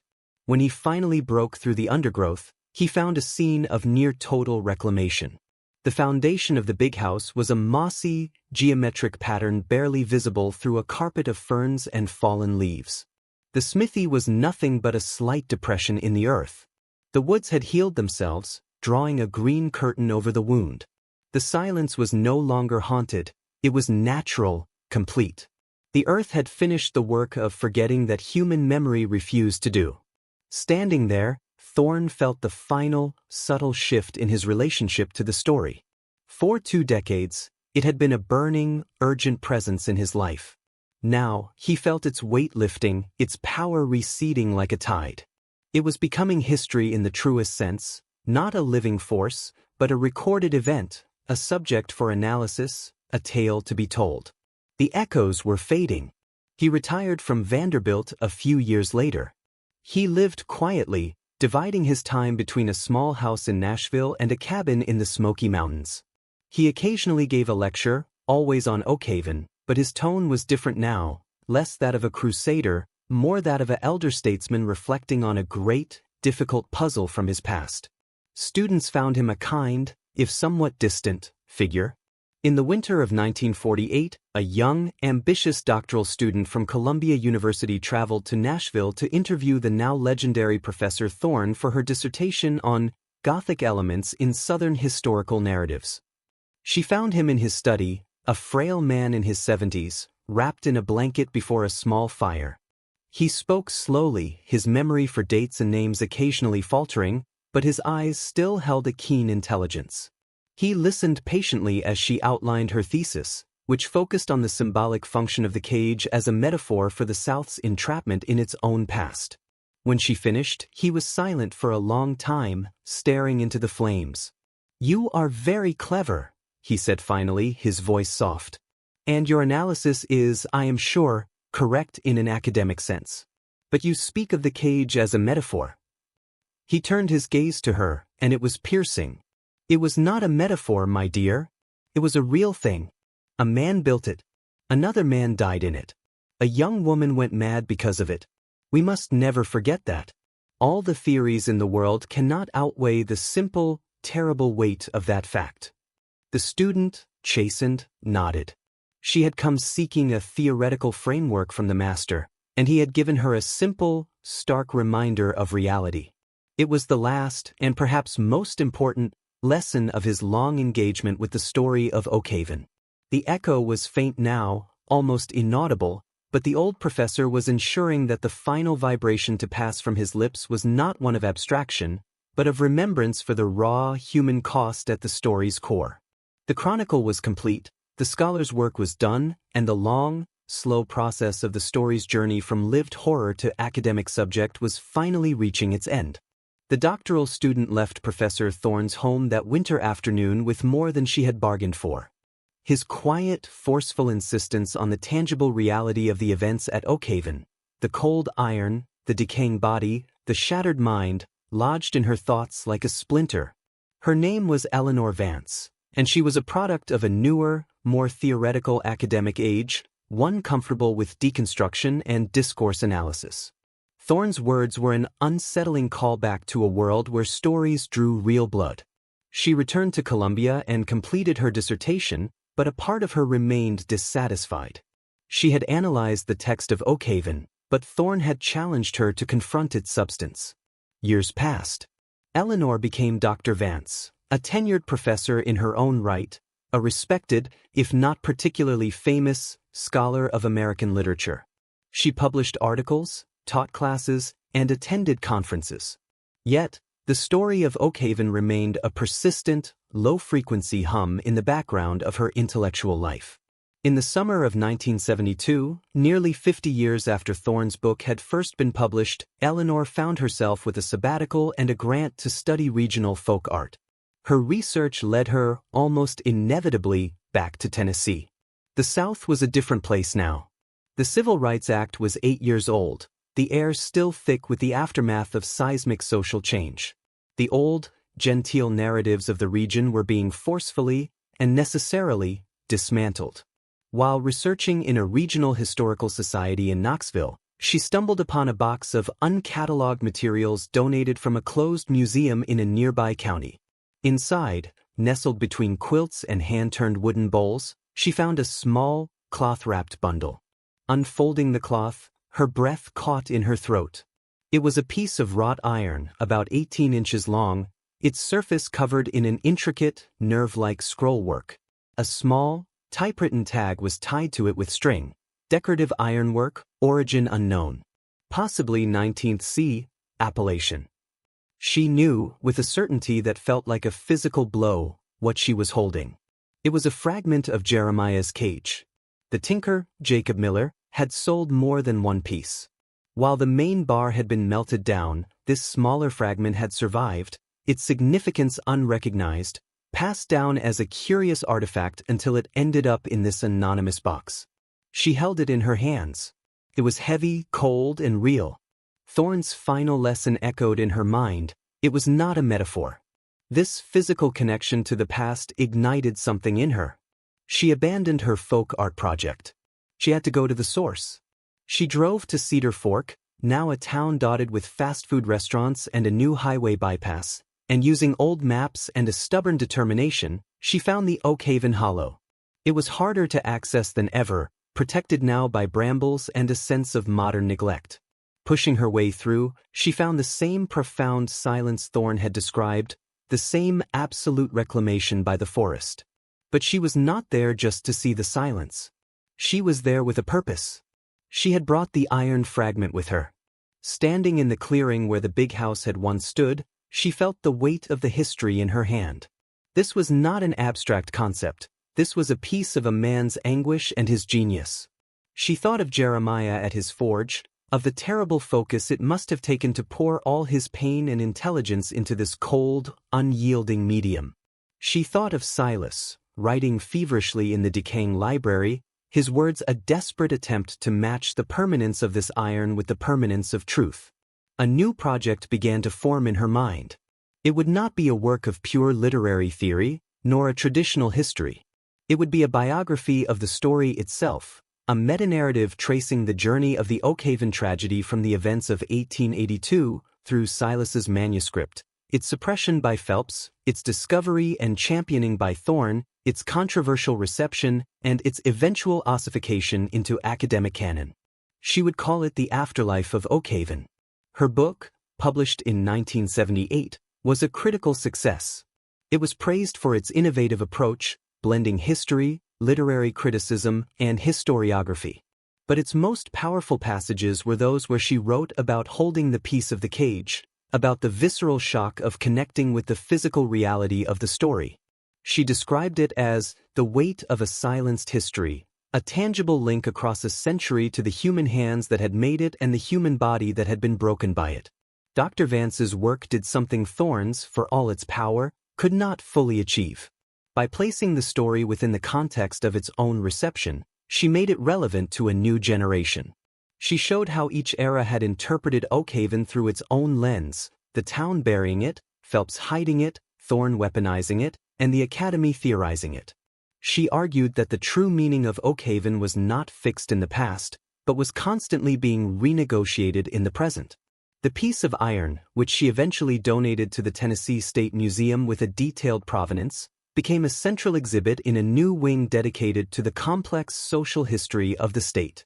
No longer just decorative ironwork, it was now labeled as a wrought iron fragment from the cage at Oakhaven Plantation, circa 1882, its terrifying story displayed alongside it. The object, once a tool of vengeance and a symbol of a terrible truth, had completed its journey from a hidden horror to a public testament.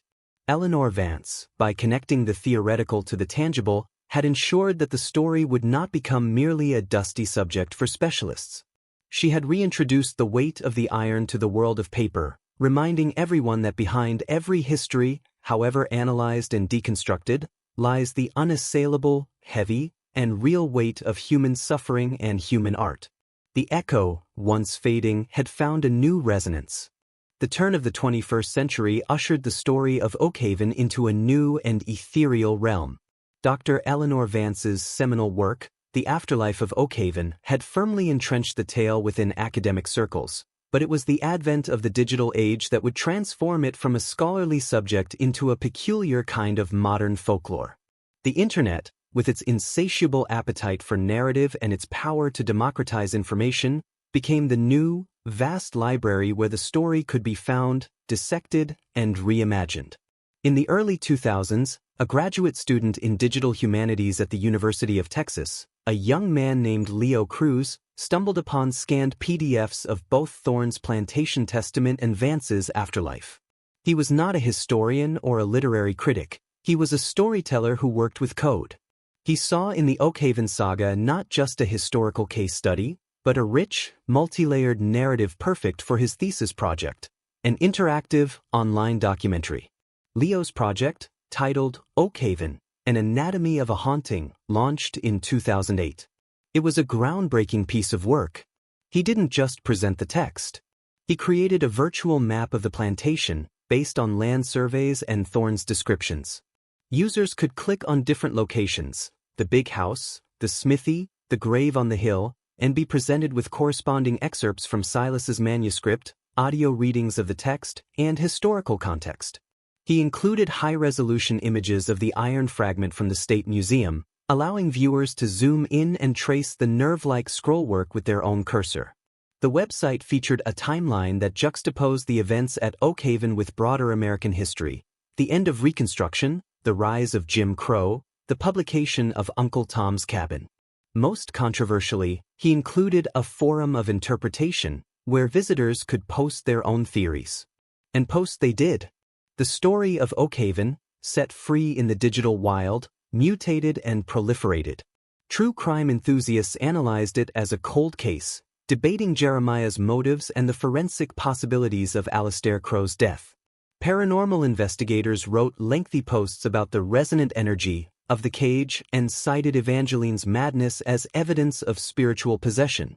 Social justice activists held it up as a stark, preeminent example of the psychological violence of slavery and the systemic erasure of black genius. Literary fans wrote fan fiction exploring the inner lives of the characters, some of it sensitive, some of it sensationalized. The story found a particularly fervent audience in the burgeoning online Gothic and dark academia communities. Aesthetic posts on platforms like Tumblr and Pinterest featured moody, filtered images of the iron fragment, quotes from Evangeline about resonance, and drawings of ornate, impossible cages. For these new audiences, the historical reality of Oakhaven was often secondary to its atmospheric power.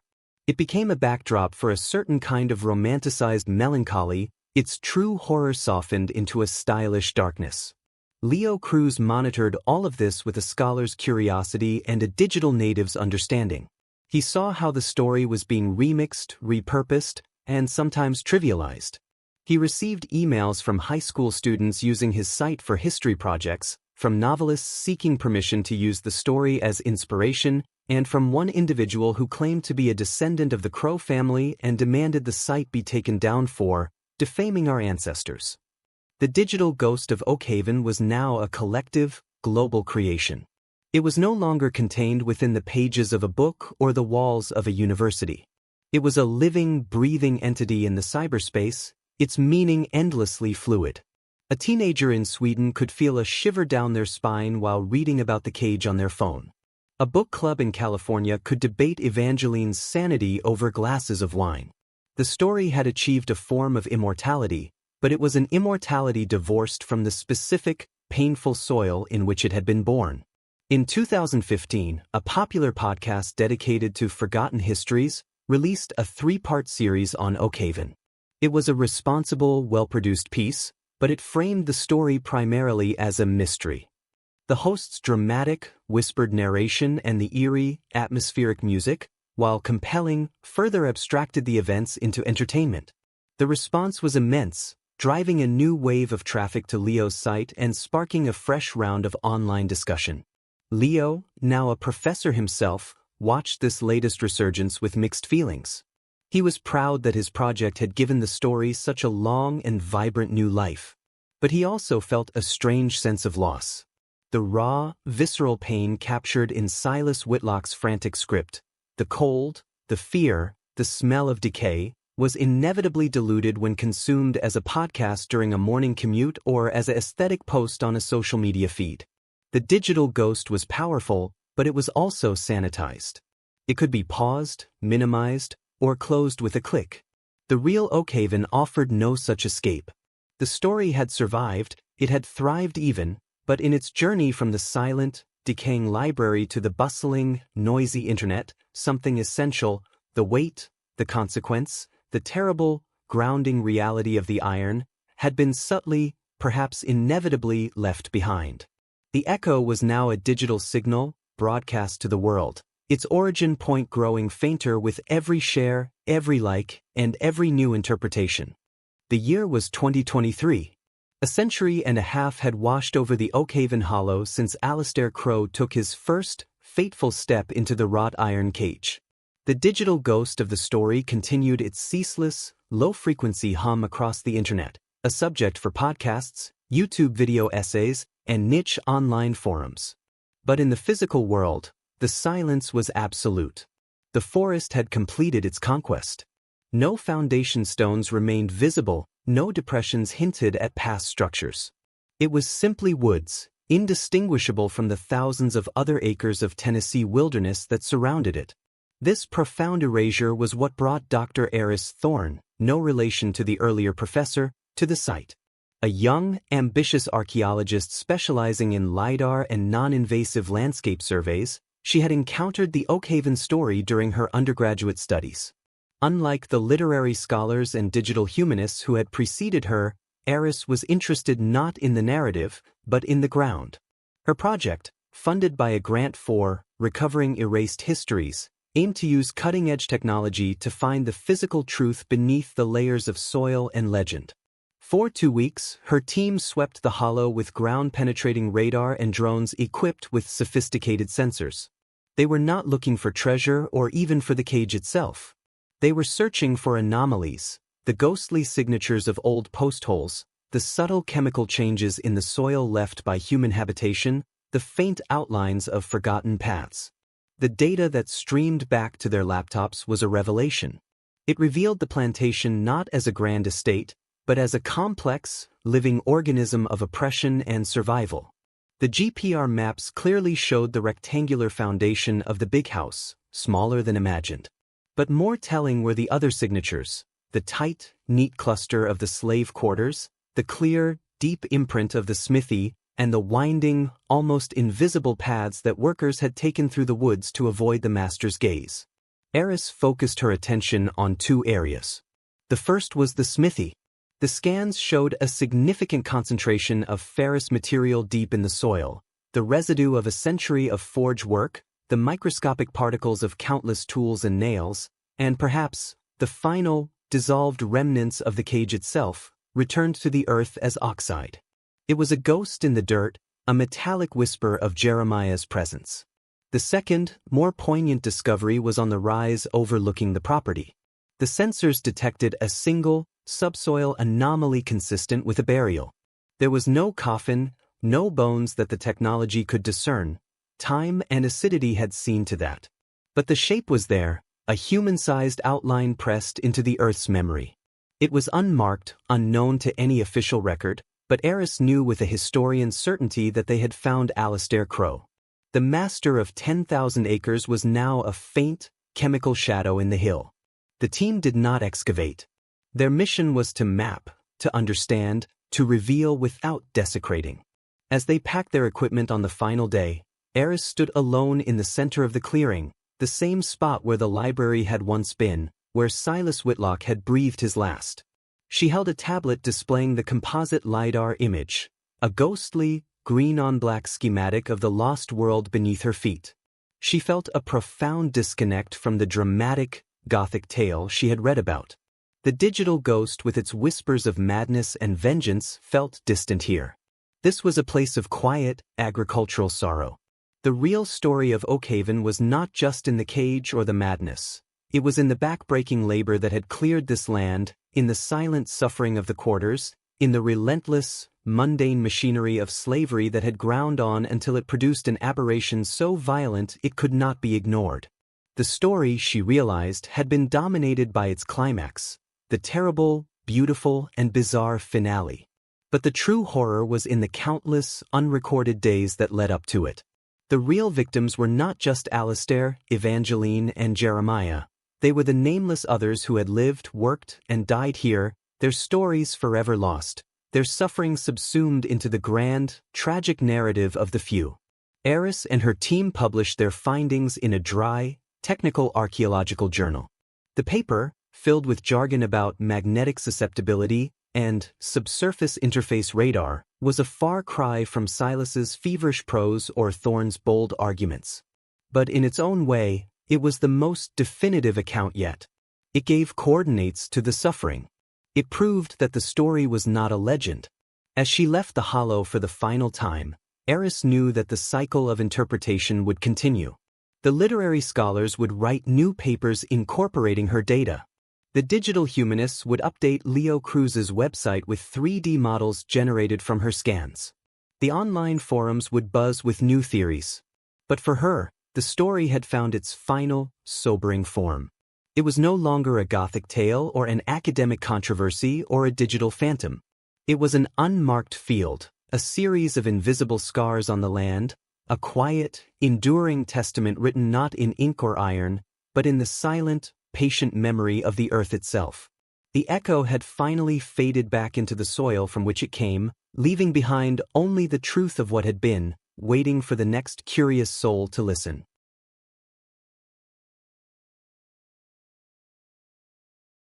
Time, the great and final leveler, continued its inexorable work. The digital conversations about Oakhaven slowly migrated to new platforms, the old forums growing quiet as their users moved on to newer obsessions. The academic papers, including Dr. Eris Thorne's groundbreaking archaeological survey, were dutifully filed away in university libraries and digital repositories, becoming part of the vast, accumulating sediment of human knowledge. The story was not forgotten, but it was complete. Every angle had been examined, every theory proposed, every technological tool applied to its dissection.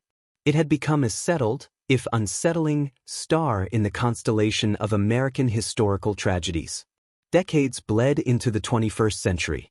The world faced new crises, new horrors, new stories that demanded attention. The specific, Gothic pain of a single Tennessee plantation in the 1880s receded further into the backdrop of history. On a warm, humid afternoon in the late 21st century, a young woman named Lily walked through a newly designated nature preserve. It was called the Oakhaven Hollow Ecological Sanctuary, a name chosen by the state for its neutral, natural sound, its painful history acknowledged but not foreground. Lily was a botany student, and she was there to catalog the resurgence of native plant species in an area once cleared for agriculture. She carried a tablet that could instantly identify any flora, its database linked to a global network of biological information. As she pushed through a thicket of spicebush, her tablet pinged, its location sensor activating automatically. A small, transparent historical marker overlay appeared on her screen, superimposed over her camera's view of the forest. The text was brief, factual, stripped of all drama. Asterisk site of Oakhaven Plantation, circa 1820 to 1883. Historical records and archaeological evidence indicate the presence of a main house, slave quarters, and a blacksmith's forge. The plantation was abandoned following the death of its owner, asterisk. That was all. No mention of a cage. No names of Jeremiah or Evangeline. No account of madness or vengeance. The sanitized, bureaucratic language was a final, profound form of silence. The system had processed the trauma, assigned it coordinates, and filed it away. Lily read the marker with a moment's passing curiosity, then dismissed it. She was here for the living things, for the green, resilient world that had reclaimed this place. She knelt to examine a rare orchid, her finger gently tracing its delicate petals.